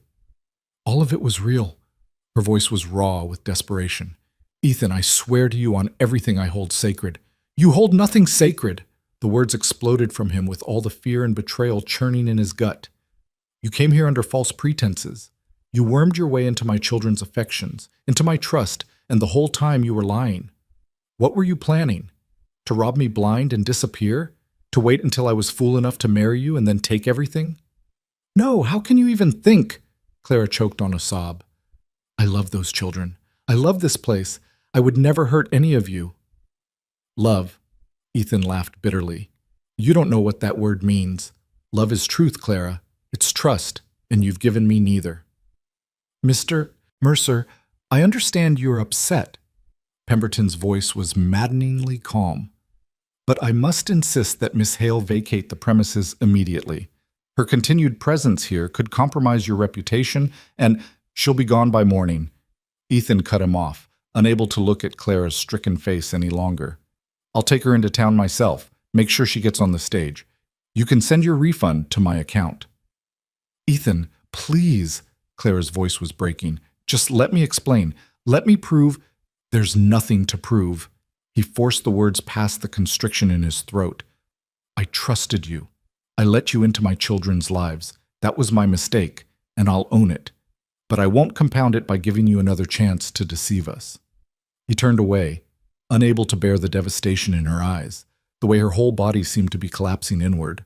Behind him, he heard Pemberton gathering his papers, heard Clara's ragged breathing. I'll return tomorrow to escort Miss Hale to town, Pemberton said. Unless you'd prefer I take her now. Tomorrow. Ethan's hands gripped the back of a chair until his knuckles went white. Give her tonight to gather her things. Very well. Good day, Mr. Mercer. I'm sorry this didn't work out as planned. The door closed behind Pemberton, leaving them alone in the terrible silence. Ethan couldn't move, couldn't turn around, couldn't face what he'd just done. I didn't steal anything. Clara's voice was barely audible. And I didn't lie about my family or what happened to me. Charles DeWitt is a cruel man who wanted something I wouldn't give, and this is his revenge. But you'll never believe that now, will you? You've already decided I'm guilty. What am I supposed to believe? Ethan turned finally, and the sight of her face, tear-streaked, devastated, but still holding a shred of dignity, nearly undid his resolve. A man I've never met with documented evidence, or a woman who admits she came here under false pretenses? I came here desperate and terrified, yes. But everything I told you about myself was true. Everything I've done here has been honest. She wiped at her tears with shaking hands. But I understand. You've been hurt before. You lost your wife, and you're terrified of losing again, so it's easier to push me away now before you're in any deeper. Easier to believe the worst than to risk believing in me. The words hit too close to home, striking at truths he wasn't ready to acknowledge. Don't pretend you know what I'm feeling. I know exactly what you're feeling because I feel it too. Clara's voice rose with sudden passion. I'm terrified every single day that this will end, that I'll lose this family I've come to love. But I choose to trust anyway. I choose to believe in the goodness I've found here, even knowing it could all be taken away. That's what love is, Ethan. It's choosing to be vulnerable even when it's terrifying. And look where that got you. The cruelty of his words tasted like ash on his tongue. You trusted, and you're being sent away. Maybe you should have protected yourself better. Clara flinched as if he'd struck her. For a long moment, she just stared at him, and he watched something die in her eyes. The hope, the warmth, the tentative affection that had been growing between them. When she spoke again, her voice was eerily calm. You're right. I should have protected myself better. She straightened her shoulders, gathering the tattered remains of her dignity. I'll pack my things tonight. You won't have to see me in the morning. I'll be gone before dawn. Clara, he didn't know what he meant to say. What words could possibly bridge the chasm that had opened between them? Don't. She held up a hand, stopping him. You've made yourself clear. I'm a liar and a thief, not to be trusted. There's nothing more to say. She turned and walked toward her room, her steps measured and steady despite the trembling in her hands. At the doorway, she paused without looking back. For what it's worth, Ethan Mercer, I hope someday you find the courage to trust again. To believe that not everyone will leave you or betray you. Your children deserve a father who can show them that love is worth the risk, her voice caught. And you deserve to be happy, even if you can't believe that right now. Then she was gone. The door closing softly behind her, and Ethan was left alone in the kitchen that still smelled of the bread she'd baked that morning, surrounded by the evidence of her presence. The curtains she'd mended, the floor she'd scrubbed, the table where they'd shared meals and conversation, and slowly, carefully, begun to build something that felt like family. He sank into a chair, his head in his hands, and tried to convince himself he'd done the right thing. Tried to believe that protecting his children from potential betrayal was worth the cost of sending her away. Tried to ignore the voice in his head that whispered he'd just made the biggest mistake of his life. Upstairs, he could hear Tommy trying to comfort Sarah, whose sobs carried through the floorboards. And from Clara's room, nothing, not a sound, as if she'd simply ceased to exist. That night was the longest of Ethan's life. He tried to do the evening chores to maintain some semblance of normalcy, but everything felt wrong. The barn was too quiet without Clara's voice calling the children for supper. The house was too empty without her humming in the kitchen. Even the horses seemed to sense something was amiss, shifting restlessly in their stalls. When he came back inside, he found Tommy waiting for him in the parlor, his small face set with determination. "Papa, we need to talk." Ethan sighed, too exhausted for this conversation. "Tommy, it's late. You should be in bed." "I'm not going to bed until you tell me why you're sending Miss Clara away." The boy's chin jutted out stubbornly. "She didn't do anything wrong. I know she didn't." "Tommy, there are things you don't understand. Adult things. I understand that she makes Sarah stop crying. I understand that she helped me with my reading when you were too busy. I understand that she sat up all night when Sarah had the fever and you were scared." Tommy's voice cracked. "I understand that she loves us, Papa, and I think you love her too, even if you're too scared to admit it." "That's enough." Ethan's voice came out harsher than he intended. "You're a child. You don't know what you're talking about." "I know what Mama would say." Tommy's eyes filled with tears. "She'd say you're being a coward. She'd say you're letting fear make you cruel. She'd say, "Don't you dare tell me what your mother would say," Ethan roared, his control finally snapping. "Your mother is dead, Tommy. She's gone, and she's not coming back, and you don't get to use her memory to make me feel guilty about protecting you." The silence that followed was absolute. Tommy stared at his father with wide, shocked eyes, tears spilling down his cheeks. Then, without a word, the boy turned and ran upstairs, his door slamming hard enough to shake the walls. Ethan stood in the empty parlor, his chest heaving, his hands shaking with the force of his emotions. He'd never yelled at Tommy like that, never thrown Margaret's death in his son's face. The shame of it threatened to choke him. A soft sound made him turn. Clara stood in the doorway of her room, a carpet bag in her hand, the same worn bag she'd arrived with, now repacked with her few possessions. She'd changed into her traveling dress, the same gray garment she'd worn that first day at the station. Her hair was pinned up severely, her face pale, but composed. "I'm leaving now," she said quietly. "I can't wait until morning. I won't spend another night in a house where I'm not wanted, and I won't let those children see me sent away like a criminal." "It's dark," Ethan protested weakly. "The roads—" "I'll manage. I've managed worse." She set the bag down and pulled something from her pocket, a folded piece of paper. "This is a letter for the children. Will you give it to them in the morning, or burn it? Whatever you think best." He took the letter with numb fingers, staring at his name written in her careful script on the outside.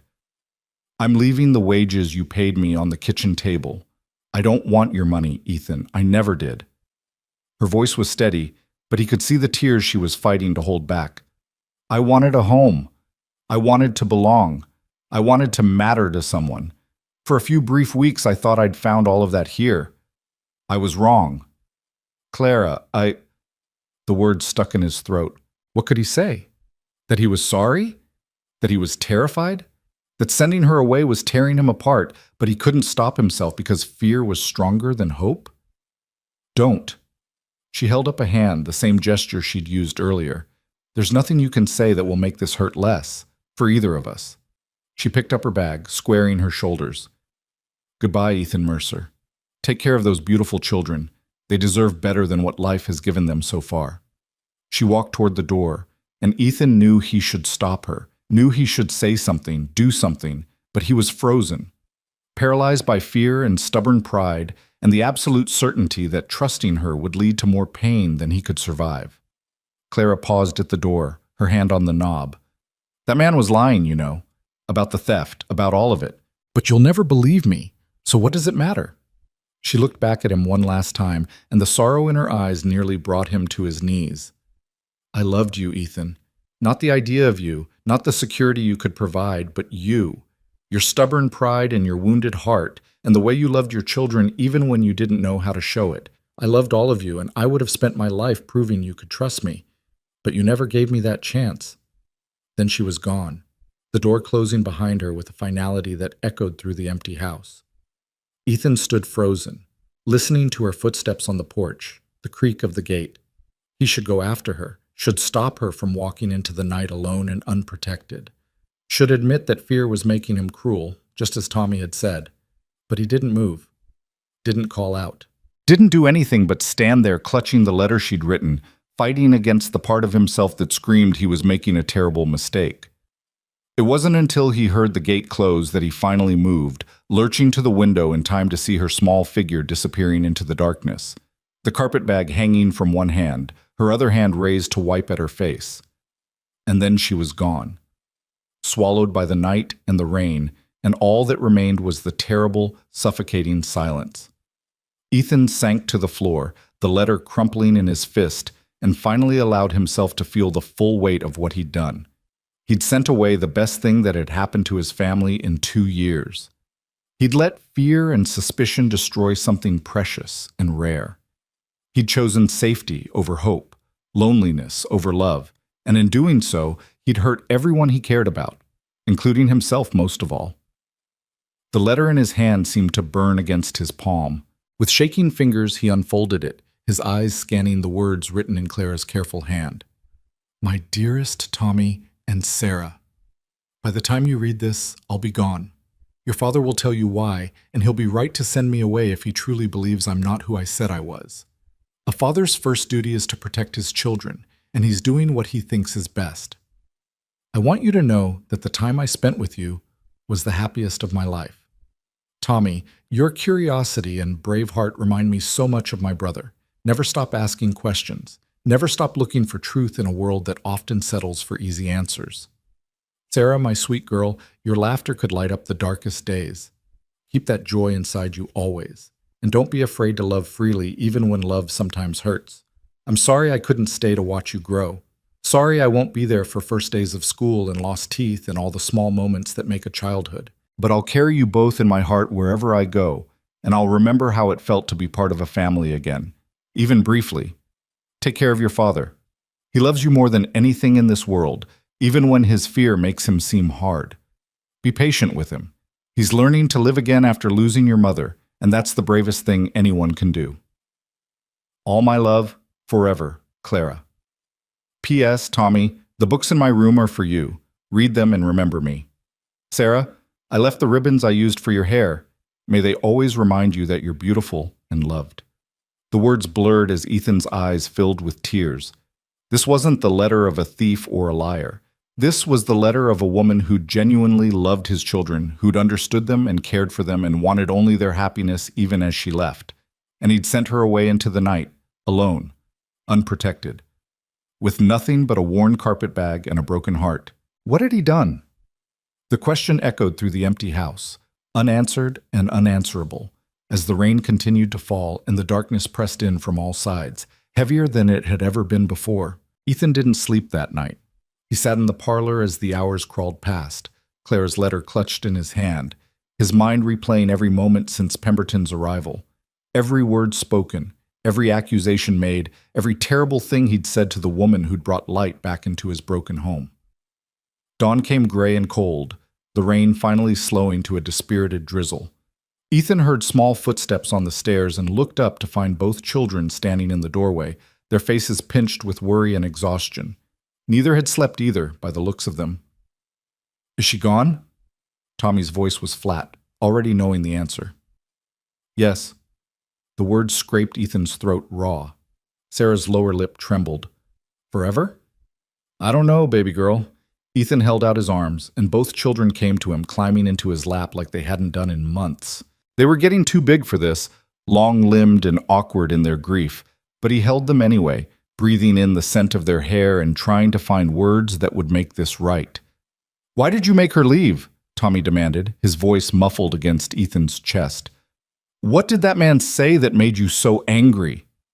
Ethan had been dreading this question. How did you explain adult betrayals to children? How did you make them understand suspicion and fear when all they'd known from Clara was kindness?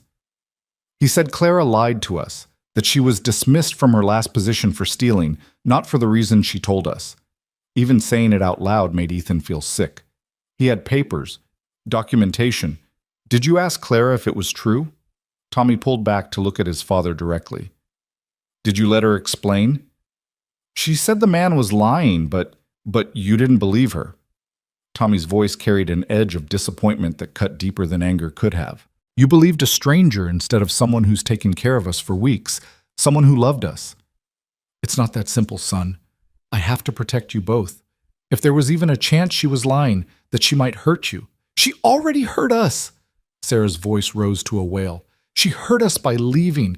You made her go away, and now my heart hurts, Papa. The simple, devastating truth of it knocked the breath from Ethan's lungs.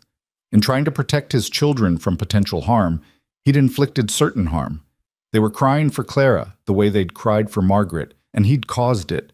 He'd chosen suspicion over trust, fear over hope, and his children were paying the price. I'm sorry, he whispered, holding them tighter.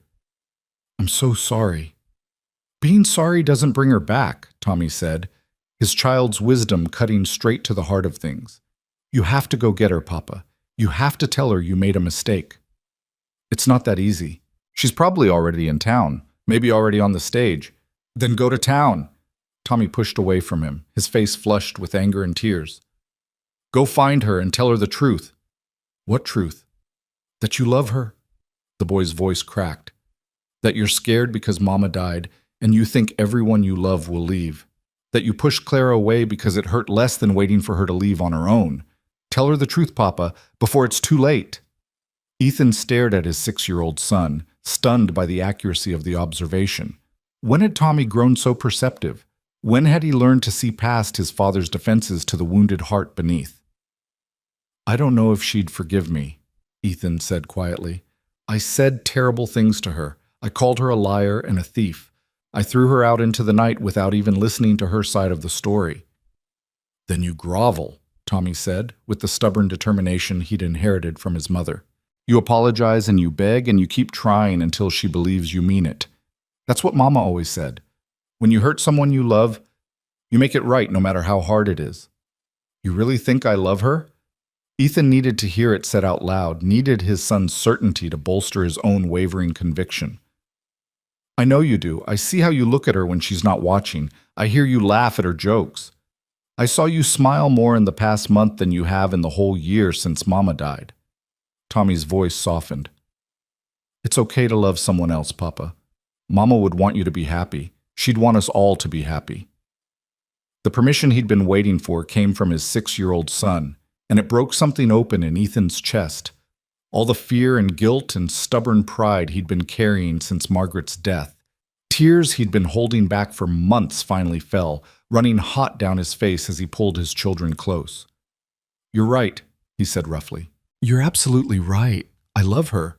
I think I started loving her the day she caught Sarah when she fell, but I was too scared to admit it, too scared to risk my heart again. So go get her, Sarah said, patting his face with her small hand. Go get our Clara and bring her home. Ethan stood, setting the children down gently. His mind was already racing, calculating. If Clara had walked to town last night in the rain, she would have arrived sometime around midnight.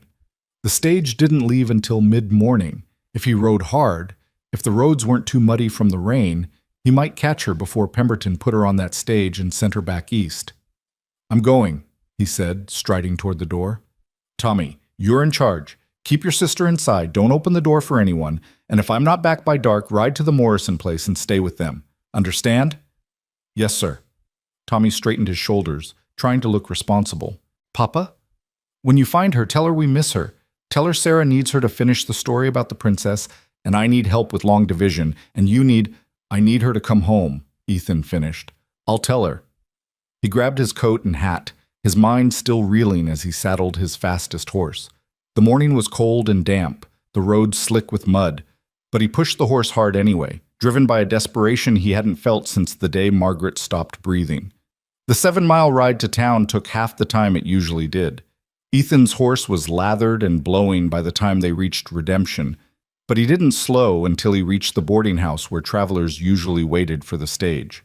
Mrs. Henderson, who ran the establishment, was sweeping the porch when he dismounted.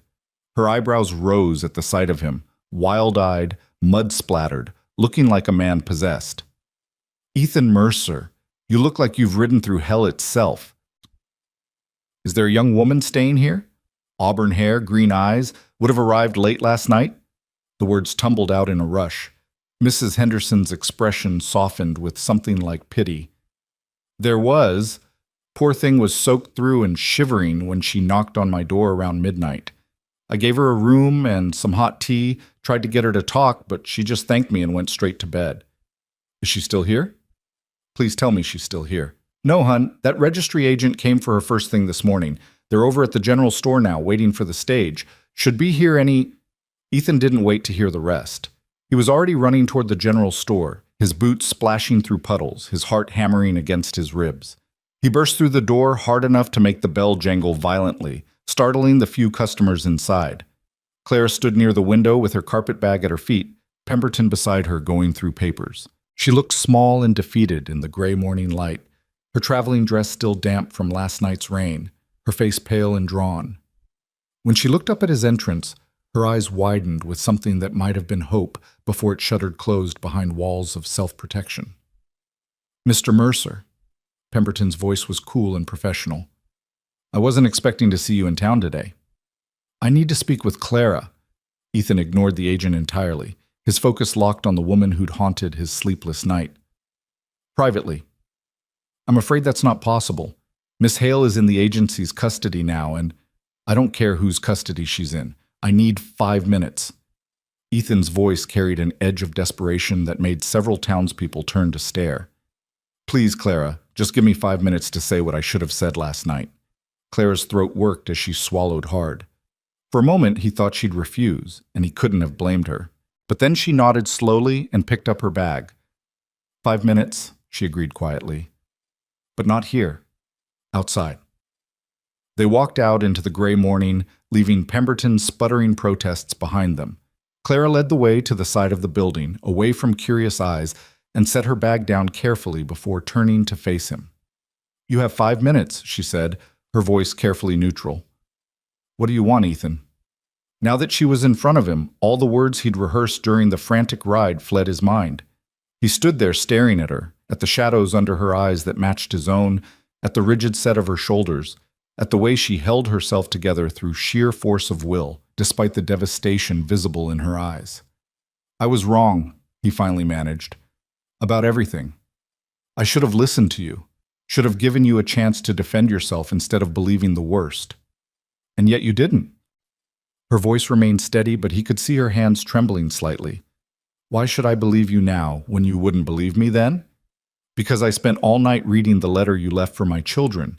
Because I watched them cry for you this morning and realized I'd hurt all of us trying to protect us from hurt. He took a step closer, and she took a step back, maintaining the distance between them. Because I'm terrified and stupid and so damaged by loss that I lashed out at the first sign of trouble instead of fighting for what we had. What did we have, Ethan? Clara's composure was cracking, her voice rising with emotion. A business arrangement? A temporary solution to your household problems? Because that's all you ever said it was, even when it felt like so much more. It was more. It is more. The admission came easier than he'd expected. You were right last night when you said I was scared of losing again.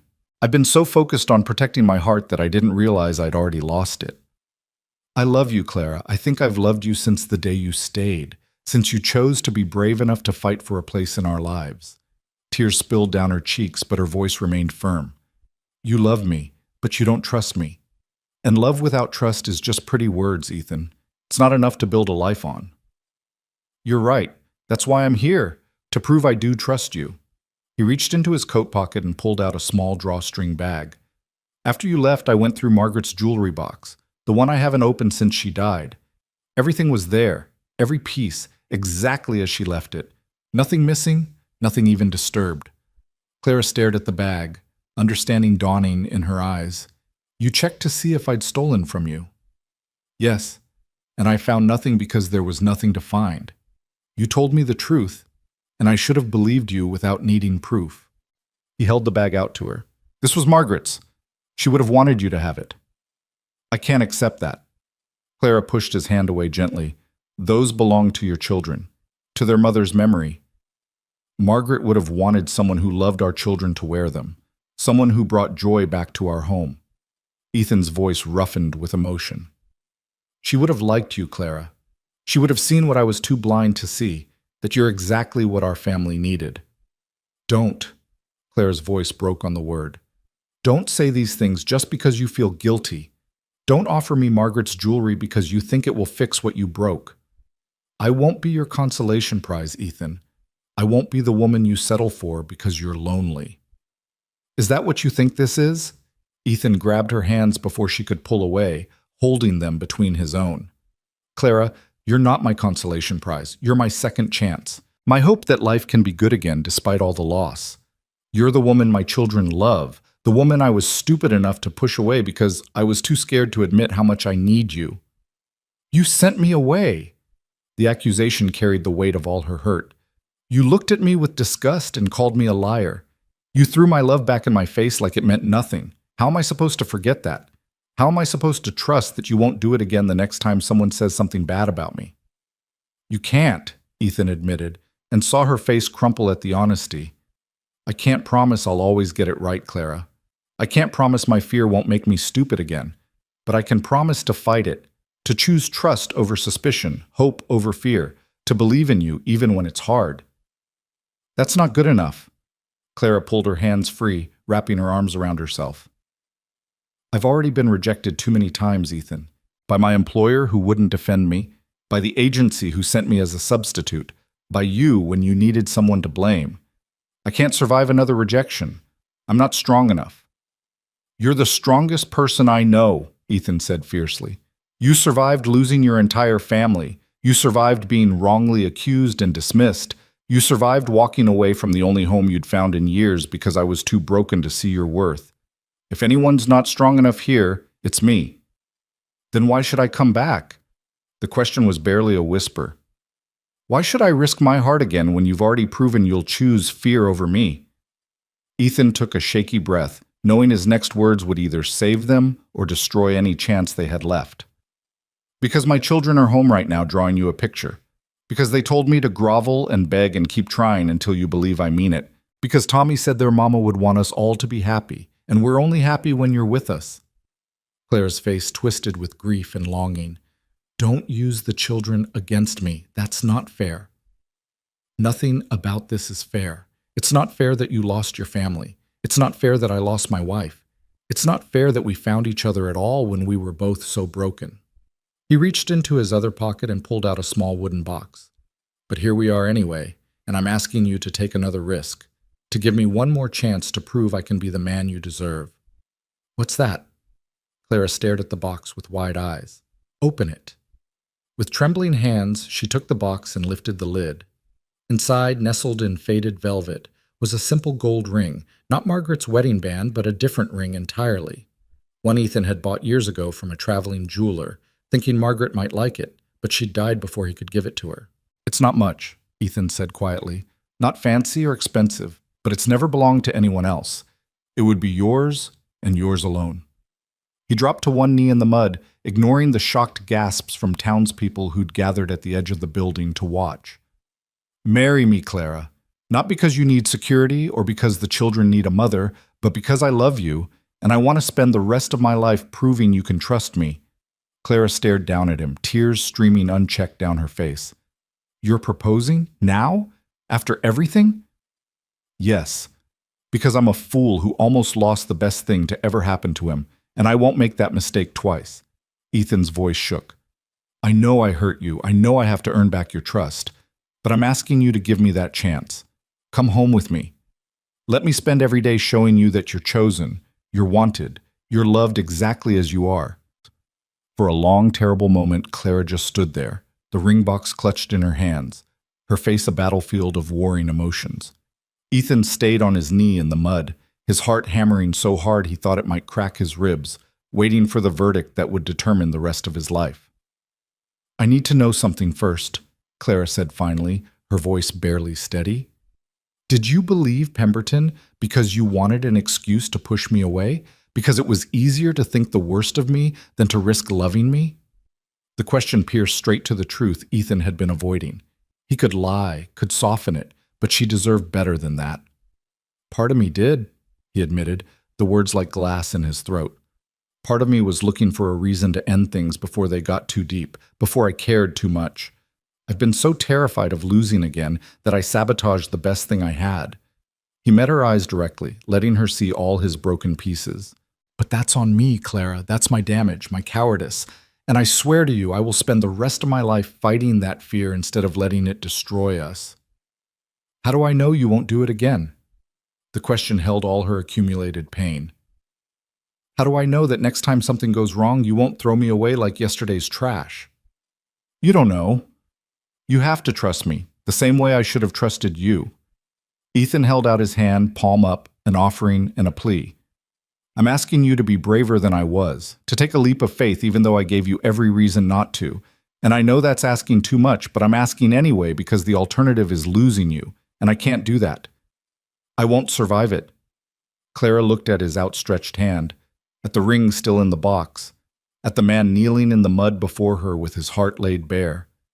When she finally spoke, her voice was thick with tears.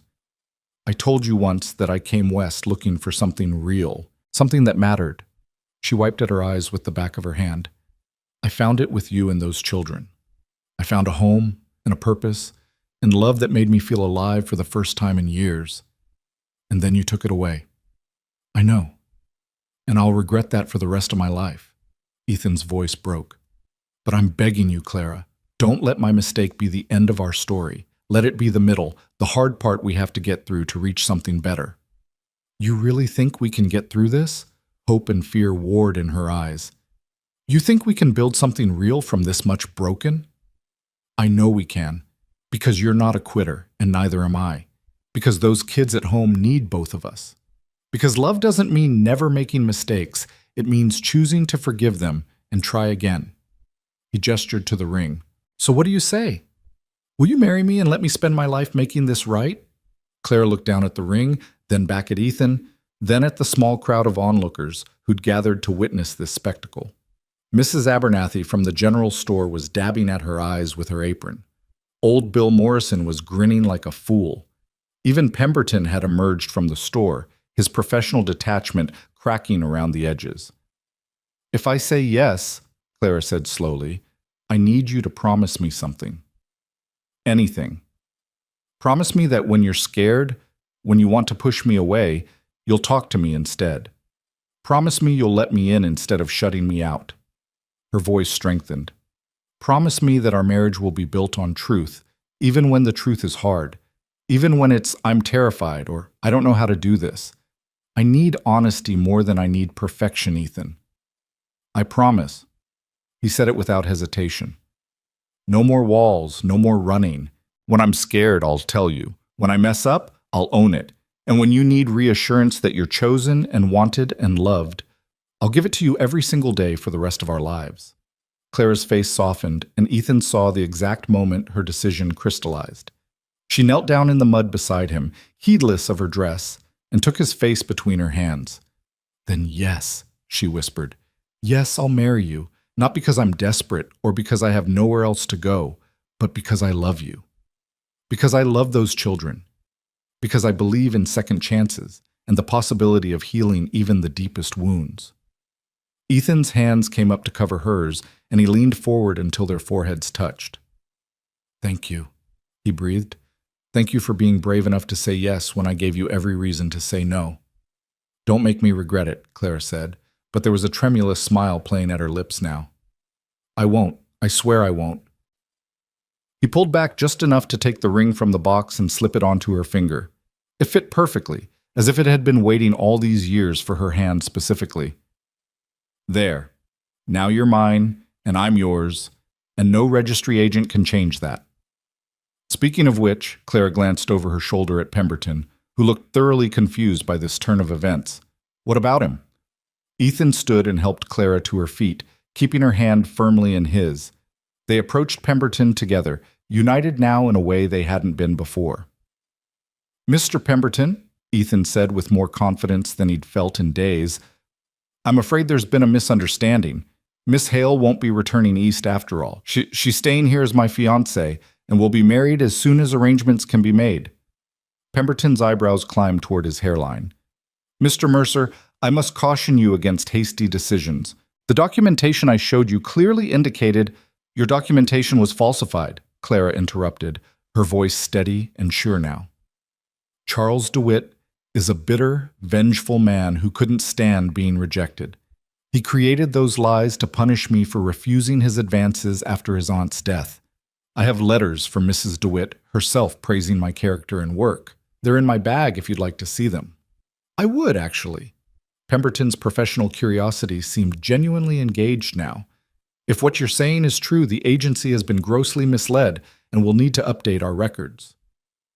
While Clara retrieved the letters from her carpet bag, Ethan found himself surrounded by well-wishers from the town. Mrs. Abernathy hugged him fiercely, whispering that Margaret would have approved. Bill Morrison clapped him on the back and offered to drive them home in his wagon so Ethan's exhausted horse could rest. Even the town minister appeared, offering to perform the ceremony whenever they were ready. Pemberton finished reading Clara's letters and looked up with something approaching chagrin on his face. These are compelling evidence of your character, Miss Hale. It appears I may have been too hasty in accepting Mr. DeWitt's account without further investigation. He pulled out his papers and began making notes. I'll file a formal complaint against him with the agency. This kind of character assassination cannot be tolerated. Thank you, Clara said quietly. But honestly, I don't care anymore what the agency does. I have everything I need right here. She looked at Ethan as she said it, and the love shining in her eyes nearly brought him to his knees again. How had he almost lost this? How had he come so close to throwing away the woman who'd brought his family back to life? The ride home in Bill's wagon was quiet, Ethan and Clara sitting close together in the back, her hand never leaving his. The morning had turned clearer, the clouds breaking apart to reveal patches of blue sky, as if even the weather was celebrating their reconciliation. The children are going to be so happy, Clara said softly, leaning her head against Ethan's shoulder. I've missed them so much, even for just one night. They've missed you too. Tommy said to tell you that Sarah needs you to finish the story about the princess, and he needs help with long division. Ethan pressed a kiss to her hair. And I need you to forgive me for being the world's biggest fool. Already forgiven. She turned her face up to his. But don't do it again, or I'll make you sleep in the barn. He laughed, the sound rusty from disuse but genuine. Fair enough. When they finally reached the ranch, Tommy and Sarah were watching from the window. The moment they spotted Clara in the wagon, both children came flying out of the house, not even stopping for coats despite the chill in the air. You came back! Sarah launched herself at Clara the moment she climbed down from the wagon. You came back! You came back! I came back, Clara confirmed, catching the child and spinning her around. And I'm never leaving again. Your papa asked me to marry him, and I said yes. Tommy looked between his father and Clara, his young face splitting into a grin that rivaled the sun. I knew it! I knew he'd fix it! He threw his arms around both of them, and they stood there in the yard. 4 people who'd all known loss, who'd all been broken in different ways, coming together into something that felt surprisingly whole. Come on, Ethan said finally, his voice rough with emotion. Let's go home. And they did, walking up the porch steps together, Clara's hand in his and his children dancing around them with joy. The house welcomed them back with familiar creaks and the smell of home. And as Clara untied her bonnet and hung it on its usual peg, Ethan realized something profound. This wasn't about replacing what he'd lost. It was about honoring it by choosing to live fully again. Margaret would always be part of their story, would always hold a piece of his heart. But there was room for Clara too, room for new love that didn't diminish the old, for a future that acknowledged the past without being imprisoned by it. That night, after the children were asleep and the house was quiet, Ethan and Clara sat together on the porch as they had so many times before. But now Clara wore his ring, and his arm was around her shoulders, and the future stretched before them full of possibility instead of fear. I have one more thing to give you, Ethan said, pulling a folded paper from his pocket. I wrote this while you were gone, when I thought I'd lost you forever. I want you to read it, so you know exactly what you mean to me. Clara unfolded the paper, and in the lamplight she read the words he'd written in the darkest hours of the night. Clara. I've made many mistakes in my life, but letting you walk away was the worst. You came into our lives like unexpected grace, bringing light to dark corners and laughter to rooms that had known too much grief. I should have believed you, should have trusted the woman who sat up all night with my sick daughter, who made my son smile again, who transformed a house into a home through 1,000 small acts of love. Instead, I let fear make me cruel. I'm sorry doesn't begin to cover it. If you're reading this, it means I found the courage to come after you. If you're not, it means I failed, and I'll spend the rest of my life regretting my cowardice. Either way, know this. You were never the wrong girl. You were exactly right. Right for my children, right for this ranch, right for my wounded heart. I was just too damaged to see it until it was almost too late. I love you, Clara Hale. I choose you. Now and always. Ethan. By the time she finished reading, tears were streaming down Clara's face. She folded the letter carefully and pressed it to her heart. Keep this safe, she whispered, for the times when we fight, or when I doubt, or when things get hard. Remind me that we chose each other, even when it was terrifying, especially when it was terrifying. I will, Ethan promised, gathering her close. And you keep reminding me that love is worth the risk, that opening my heart doesn't mean betraying Margaret's memory. It means honoring it by choosing to live fully again. They sat there under the stars, 2 broken people choosing to believe in healing, in second chances, in the possibility that the wrong girl on a dusty platform could turn out to be exactly the right choice after all. And somewhere in the house behind them, on a mantel next to Margaret's photograph, a new ring box sat waiting to become part of the family's story. Not erasing the past, but building a bridge to the future. A future that finally, blessedly, looked bright. The days following their engagement moved with a strange mixture of urgency and reverence, as if everyone understood they were building something sacred from the wreckage of what had almost been lost. Clara settled back into the household with a new confidence, no longer a temporary guest, but a permanent fixture. And the difference showed in 1,000 small ways. She rearranged the kitchen to suit her preferences without asking permission first. She hung her few dresses in the armoire in Ethan's room, not in it yet. Propriety still demanded separate sleeping arrangements until the wedding, but near it, a promise of futures intertwined. She disciplined the children when they needed it, making decisions about their care without deferring to Ethan first, because she was their mother now, in all but name. And Ethan let her. More than that, he welcomed it, this quiet claiming of space and authority in the home that would soon be legally hers as well as emotionally. But there was one conversation they still needed to have, one ghost that lingered in the corners of their new beginning. It came on a crisp evening a week after Clara's return, when the children were finally asleep and they sat together in the parlor, Clara mending one of Tommy's shirts while Ethan reviewed the ranch accounts. "Tell me about Margaret," Clara said suddenly, her needle pausing mid-stitch. Ethan looked up sharply, surprise and old pain flickering across his face. "What?" "Your wife, the children's mother. I need to know about her if I'm going to honor her memory properly." Clara set down the mending, giving him her full attention. "I need to understand who she was, what she meant to you, so I don't spend our marriage competing with a ghost." The request caught Ethan off guard. Most women would have avoided the subject, would have wanted to pretend the first wife had never existed. But Clara was asking him to remember, to share, to make Margaret part of the foundation they were building instead of a secret locked away. "What do you want to know?" His voice came out rougher than intended. "Everything. How you met, what made you fall in love, what she was like as a mother, how she died." Clara's eyes were gentle but unwavering. "I want to know her, Ethan, because she's part of you and part of those children upstairs, and I can't love all of you without understanding her place in your hearts." So Ethan talked. Haltingly at first, then with increasing ease, he told Clara about meeting Margaret at a church social when he was just 22 and she was 19. How she'd been the prettiest girl there, but had chosen to sit with the awkward ranch hand instead of the more prosperous suitors.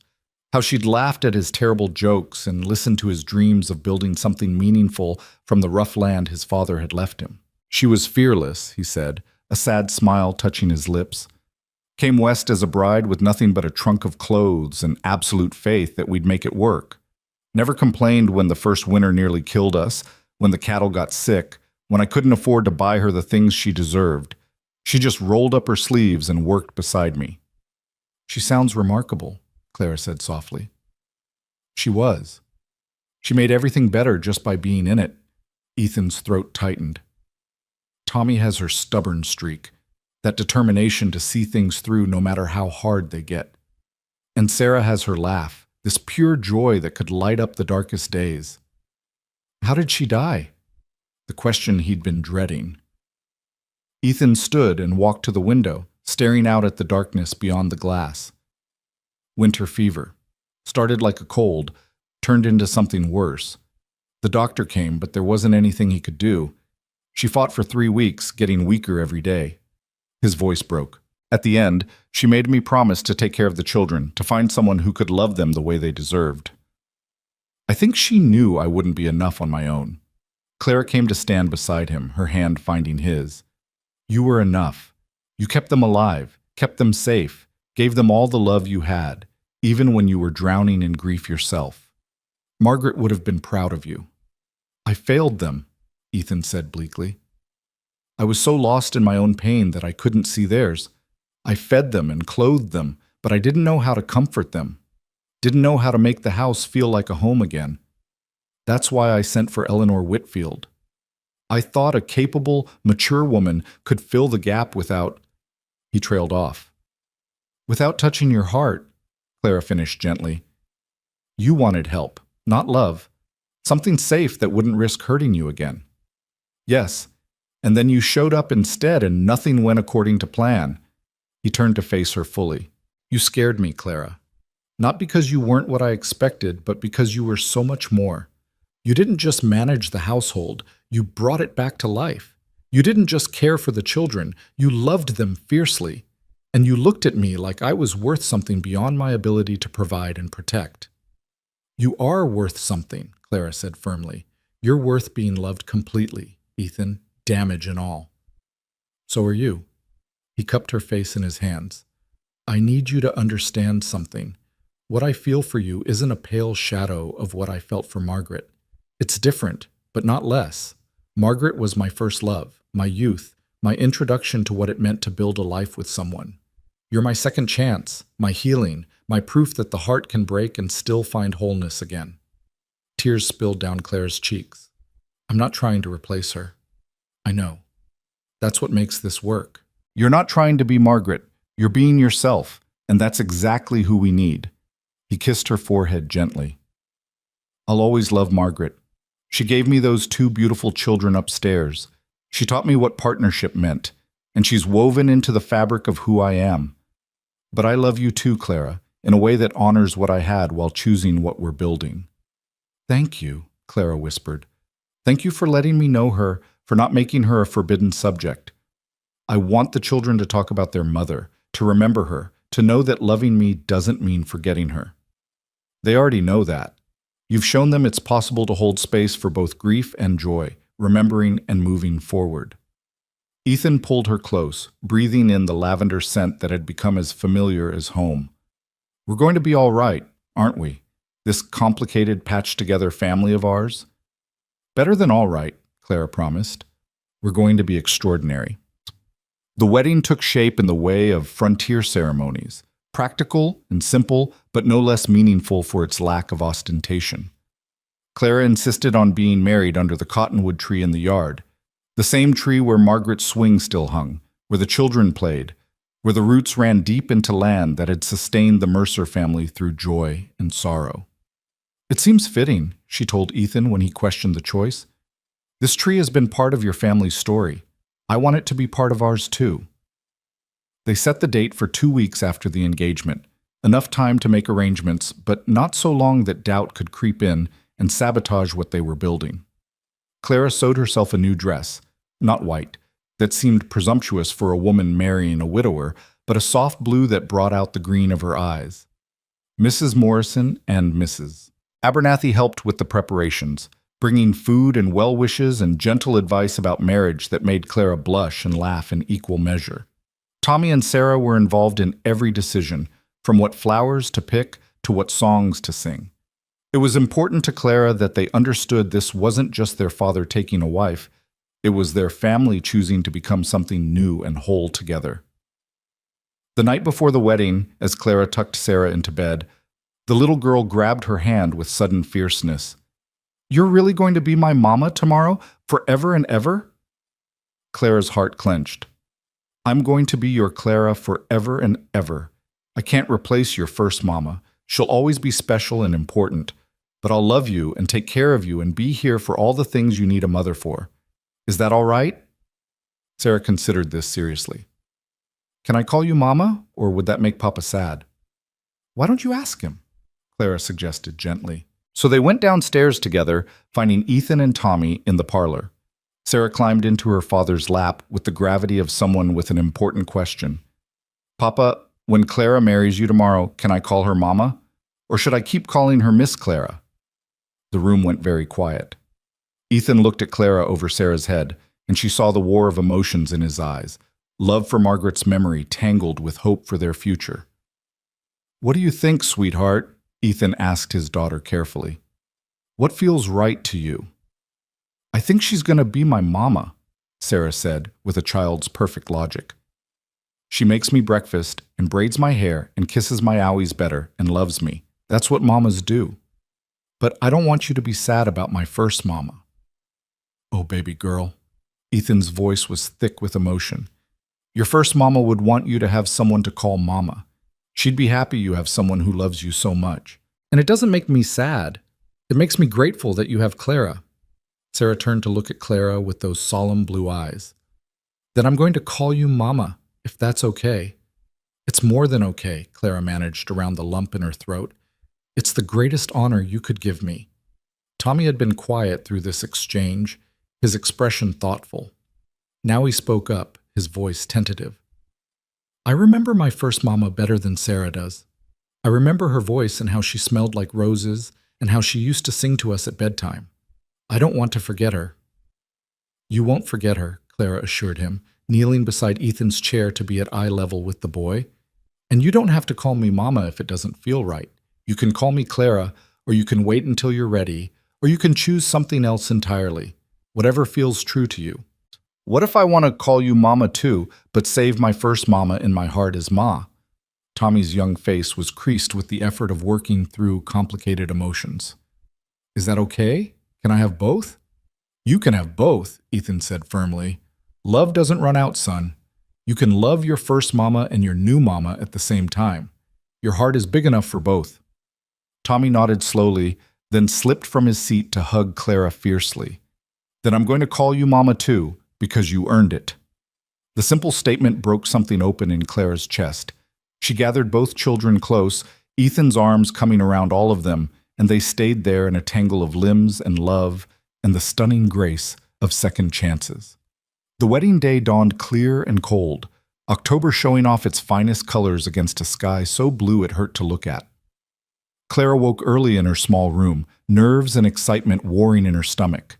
In a few hours, she'd be Clara Mercer. She'd have a family, a home, a place in the world that was legally and spiritually hers. Mrs. Morrison arrived to help her dress, her capable hands doing up the tiny buttons on the blue dress, while Clara tried to hold still. "You're shaking like a leaf," the older woman observed with affection. "Nervous?" "Terrified," Clara admitted. "What if I'm not good enough? What if I can't live up to Margaret's memory? What if—" "Stop right there." Mrs. Morrison turned Clara to face her, gripping her shoulders firmly. "You're not competing with a memory, child. You're writing your own story with that man and those children. Margaret was a good woman, but she's gone. You're here, and you're exactly what this family needs. So hold your head high and claim your place without apology." The words steadied Clara, giving her the courage to look at herself in the small mirror. The woman looking back was someone she almost didn't recognize, eyes bright with hope instead of shadowed with fear, face flushed with joy instead of pale with desperation. She looked like someone who belonged, who was chosen, who was loved. Downstairs, Ethan was dealing with his own pre-wedding nerves. He'd put on his best suit, the one he'd worn to marry Margaret, and immediately taken it off again. That felt wrong, like he was trying to recreate something that couldn't be repeated. Instead, he chose a new shirt Clara had made for him, simple but well-crafted, and his second-best pants that had been mended so many times, they were more Clara's stitches than original fabric. Tommy found him standing in front of the mirror, attempting to tame his hair into something presentable. "You look nice, Papa," the boy said. "Mama would have liked Clara's shirt." "Which Mama?" Ethan asked gently, wanting to be clear. "Both of them," Tommy said with simple confidence. "Ma would have wanted you to be happy, and Mama makes you happy, so they'd both approve." Out of the mouths of babes, Ethan thought, came the wisdom adults spent lifetimes learning. The ceremony was small, just a handful of neighbors, Bill Morrison officiating since he'd been ordained years ago for just such occasions, and the family at the heart of it all. The cottonwood tree spread its branches over them like a blessing, late autumn leaves drifting down in lazy spirals. Clara walked from the house with Tommy on one side and Sarah on the other, the children giving her away since she had no father to do it. She'd pinned her hair up with Margaret's combs, a gift from Ethan that morning, along with a note that said simply, "She'd want you to wear them, so do I." When Ethan saw her coming toward him, the whole world seemed to narrow to just her face, the determination in her eyes, the slight trembling of her hands, the smile that was equal parts nervous and radiant. This woman who'd come to him by mistake, who'd stayed through fear and doubt, who'd loved his children when they were strangers and loved him when he'd given her every reason not to. Bill Morrison cleared his throat, bringing the small gathering to attention. We're here to witness the joining of Ethan Mercer and Clara Hale in marriage. Now, I could give you some long speech about duty and commitment, but I think these two have already learned those lessons the hard way. Bill's eyes twinkled. Instead, I'm going to say this. Marriage is choosing each other every day, even on the days when it's hard. Especially on those days. It's building something together from whatever materials you have, sometimes fine lumber, sometimes scraps and hope, and stubborn determination. He looked at Ethan and Clara directly. You've both known loss. You both carry scars. But you're choosing to believe that broken things can still make something beautiful when fitted together with care. That's not just marriage. That's faith. Ethan took Clara's hands, feeling them trembling slightly in his. His voice was steady when he spoke, the words coming from someplace deep and true. Clara, I'm not the easiest man to love. I'm stubborn and damaged, and I'll probably make mistakes that'll have you questioning this decision. A ripple of gentle laughter went through the small crowd, but I promise you this, I'll choose you every morning when I wake up and every evening when I come home. I'll trust you even when fear tells me not to. I'll believe in us even when the world says we're crazy to try. You're my second chance at love, at life, at being the man I want to be, and I'll spend every day earning the gift of your presence in my life. Clara's eyes were bright with tears. When she spoke, her voice carried clear and strong across the yard. Ethan, I came to your door a stranger, desperate and alone. You gave me shelter when you could have turned me away. You gave me a chance when I'd been told I wasn't worthy. And when you made a mistake, you found the courage to admit it and fight for us. She squeezed his hands. I promise to be patient with your fears, because I understand them. I promise to love your children as my own, because they already are. I promise to build a home with you that honors the past while embracing the future. You're not my second choice or my consolation prize. You're my answered prayer, my unexpected grace, my proof that hope is worth holding on to even in the darkest times. Bill Morrison smiled. Do you have rings? Ethan pulled out the simple gold band he'd bought for Clara, a match to the engagement ring that already graced her finger. As he slipped it on, he spoke the traditional words with entirely personal meaning. With this ring, I thee wed. All that I have, all that I am, I give to you. Clara's hands shook as she placed a band on Ethan's finger. She'd traded her mother's locket for it, the last valuable thing she owned, and didn't regret the sacrifice for a moment. With this ring, I thee wed. All that I have, all that I am, I give to you.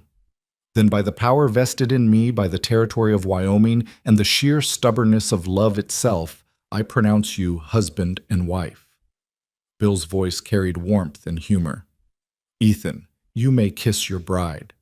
Ethan cupped Clara's face in his hands, his thumbs brushing away the tears that spilled down her cheeks.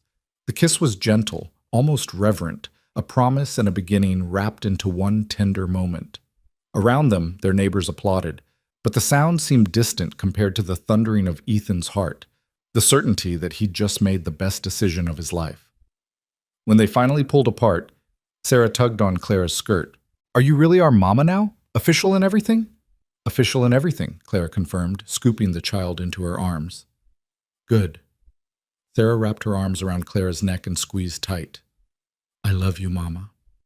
The word, said freely, joyfully, without reservation, made Clara's throat close with emotion. I love you too, sweetheart. More than you'll ever know. The celebration that followed was simple but joyful. Neighbors had brought food and tables were set up under the cottonwood tree. There was music from Bill Morrison's fiddle and dancing that turned the yard into a place of laughter and community. Tommy and Sarah ran wild with the other children, their joy infectious, while Ethan and Clara moved through the gathering accepting congratulations and well wishes. Mrs. Abernathy pulled Clara aside at one point, her eyes suspiciously bright. I owe you an apology, the older woman said quietly. I was one of the ones gossiping about you being here, suggesting impropriety. I was wrong. You're exactly what this family needed, and Ethan Mercer is a lucky man. Thank you, Clara said, squeezing the woman's hand. That means more than you know. As the afternoon stretched toward evening, Ethan found Clara standing slightly apart from the celebration, looking out over the land that was now hers as much as his. He came up behind her, wrapping his arms around her waist and resting his chin on her shoulder. Having second thoughts, Mrs. Mercer? She leaned back into his embrace, savoring the rightness of it. Not a single one. I was just thinking about how far I've come. 2 months ago, I was stepping off that stagecoach terrified and alone, certain I'd made a terrible mistake. And now you're home, Ethan finished. Yes. Clara turned in his arms to face him. I'm home. Not because of the land or the house, but because of you and Tommy and Sarah. You're my home, Ethan. Wherever you are, that's where I belong. Then I better make sure I never leave, he said, kissing her softly. Because I can't imagine this life without you in it anymore. You've become essential, like air or water, or the sun rising every morning. As twilight painted the sky in shades of pink and gold, the celebration began to wind down. Neighbors said their goodbyes, leaving small gifts and final congratulations. Bill Morrison was the last to go, clasping Ethan's hand firmly. Take care of that wife of yours. She's special. I know, Ethan said. Believe me, I know. When everyone was finally gone and the children were reluctantly sent to bed, despite their protests that they weren't tired, Ethan and Clara found themselves alone for the first time as husband and wife. They stood together on the porch, watching stars emerge in the darkening sky, comfortable in the silence that had become their own private language. What are you thinking? Clara asked eventually.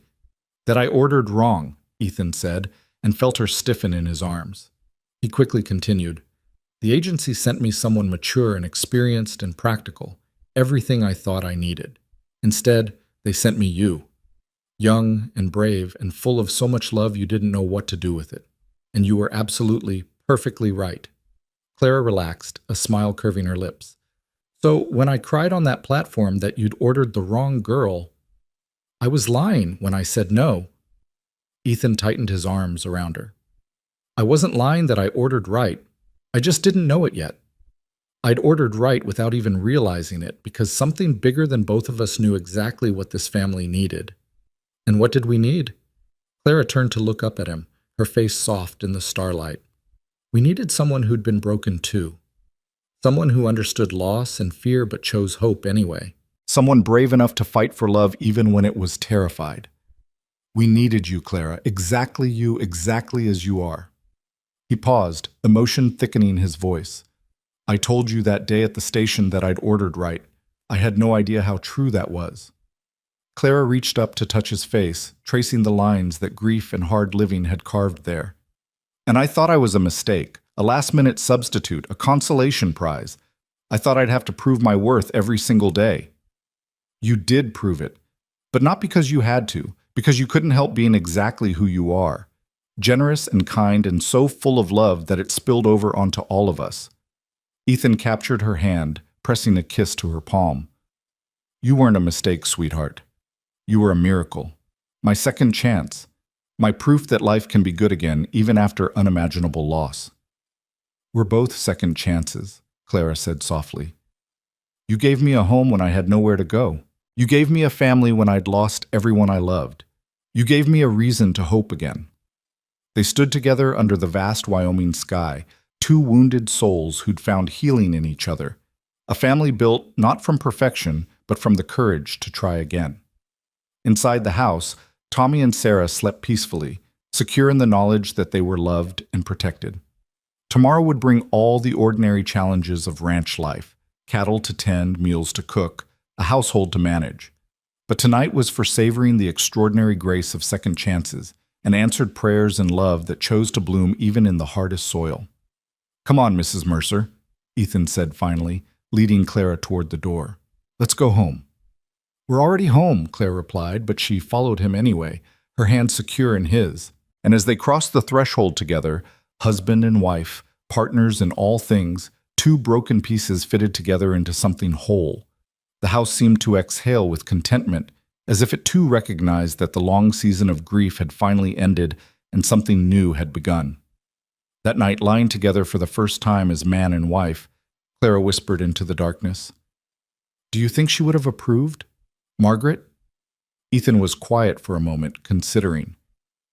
Yes, She would have seen what I was too stubborn to see at first, that you love our children fiercely, that you're brave and true, that you make me want to be better. She would have been grateful you came when you did, that you were stubborn enough to stay." He paused. "And I think she'd be at peace knowing the children have a mother who loves them and a father who's finally learning to live again instead of just surviving." "Thank you," Clara breathed, "for letting her be part of our story instead of a secret we can't speak of, for understanding that I'm not trying to erase her." "You couldn't erase her if you tried. She's woven into this family's fabric." Ethan pulled Clara closer. "But so are you now, and that's exactly how it should be." They drifted towards sleep, wrapped in each other, the future stretching before them uncertain but no longer frightening. Whatever came, hard winters, difficult harvests, the inevitable struggles of life on the frontier, they would face it together, this patchwork family built from loss and hope, and the stubborn determination to believe in love even when it seemed impossible. 3 days later, a letter arrived from the Western Matrimonial Agency. Clara opened it with trembling hands, Ethan reading over her shoulder. "Dear Mr. Mercer and Miss Hale, following our investigation into the allegations made by Mr. Charles DeWitt regarding Miss Hale's character, we have determined that said allegations were entirely false and motivated by personal vengeance. Mr. DeWitt has been reported to the appropriate authorities for fraud and character defamation. Furthermore, we have located the original correspondence intended for Mr. Mercer. It appears Mrs. Eleanor Whitfield did indeed fall ill before her scheduled departure. However, the agent who substituted Miss Hale in her place did so without proper authorization and has been dismissed from the agency's employ. That said, after reviewing Miss Hale's references from the late Mrs. Catherine DeWitt and witnessing the outcome of this placement, we cannot help but feel that perhaps some mistakes are meant to be. We wish you both every happiness in your marriage and apologize for the distress our errors may have caused. Respectfully, Howard Pemberton, Senior Agent, Western Matrimonial Agency." Clara read the letter twice, then looked at Ethan with wonder in her eyes. "They admitted they were wrong. He was lying, just like I said." "I know." Ethan took the letter and tossed it into the fire burning in the hearth, watching it curl and blacken. "I believed you before this letter came, but I'm glad you have the satisfaction of being vindicated." "You really believed me? Even without proof?" "I chose to believe you. That's different." He pulled her into his arms.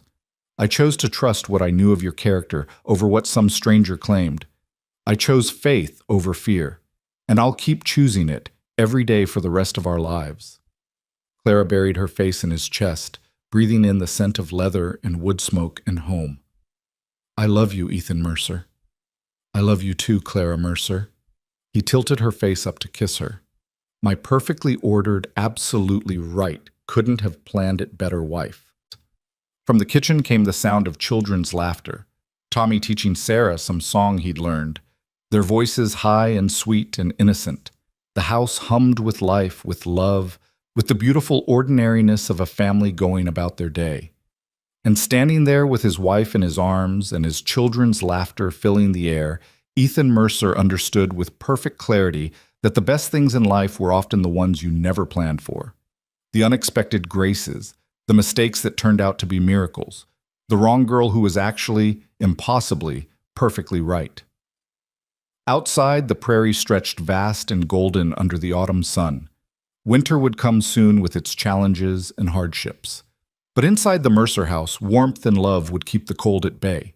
Because they'd learned the most important lesson of all, that family wasn't about perfection or replacing what was lost. It was about choosing each other, day after day, broken pieces and all, and building something beautiful from whatever materials you had. As the sun set on another day in Wyoming territory, painting the sky in brilliant oranges and purples, Clara stood at the window watching the light change. Sarah was on her hip, Tommy leaning against her side, and Ethan's arm around her shoulders. A family. Her family. Hard-won and deeply cherished, and absolutely, perfectly hers. "Mama?" Sarah's small voice broke the comfortable silence. "Are you happy?" Clara looked at each face in turn. This brave little girl who'd accepted her so completely, this serious boy who'd given her the gift of his trust, This wounded man who'd found the courage to love again. Her family, her home, her second chance at life. "Yes, sweetheart," she said, her voice thick with emotion. "I'm happier than I ever dreamed possible." And it was true. Every word of it. Because sometimes the wrong girl at the depot turned out to be exactly the right woman for the job. Sometimes mistakes became miracles. Sometimes broken hearts could heal and love again. Sometimes, despite all the odds and all the obstacles, hope won. And that was the greatest gift of all. Years later, when Tommy and Sarah were grown with children of their own, they would tell the story of how their father almost sent their mother away. How fear nearly destroyed the family before it fully formed. How love and courage and second chances had brought them all together under that cottonwood tree. And they would end the story the same way every time. She cried that Papa ordered the wrong girl, but he smiled and said, "No, I ordered right." And he had. He just didn't know it yet. The end.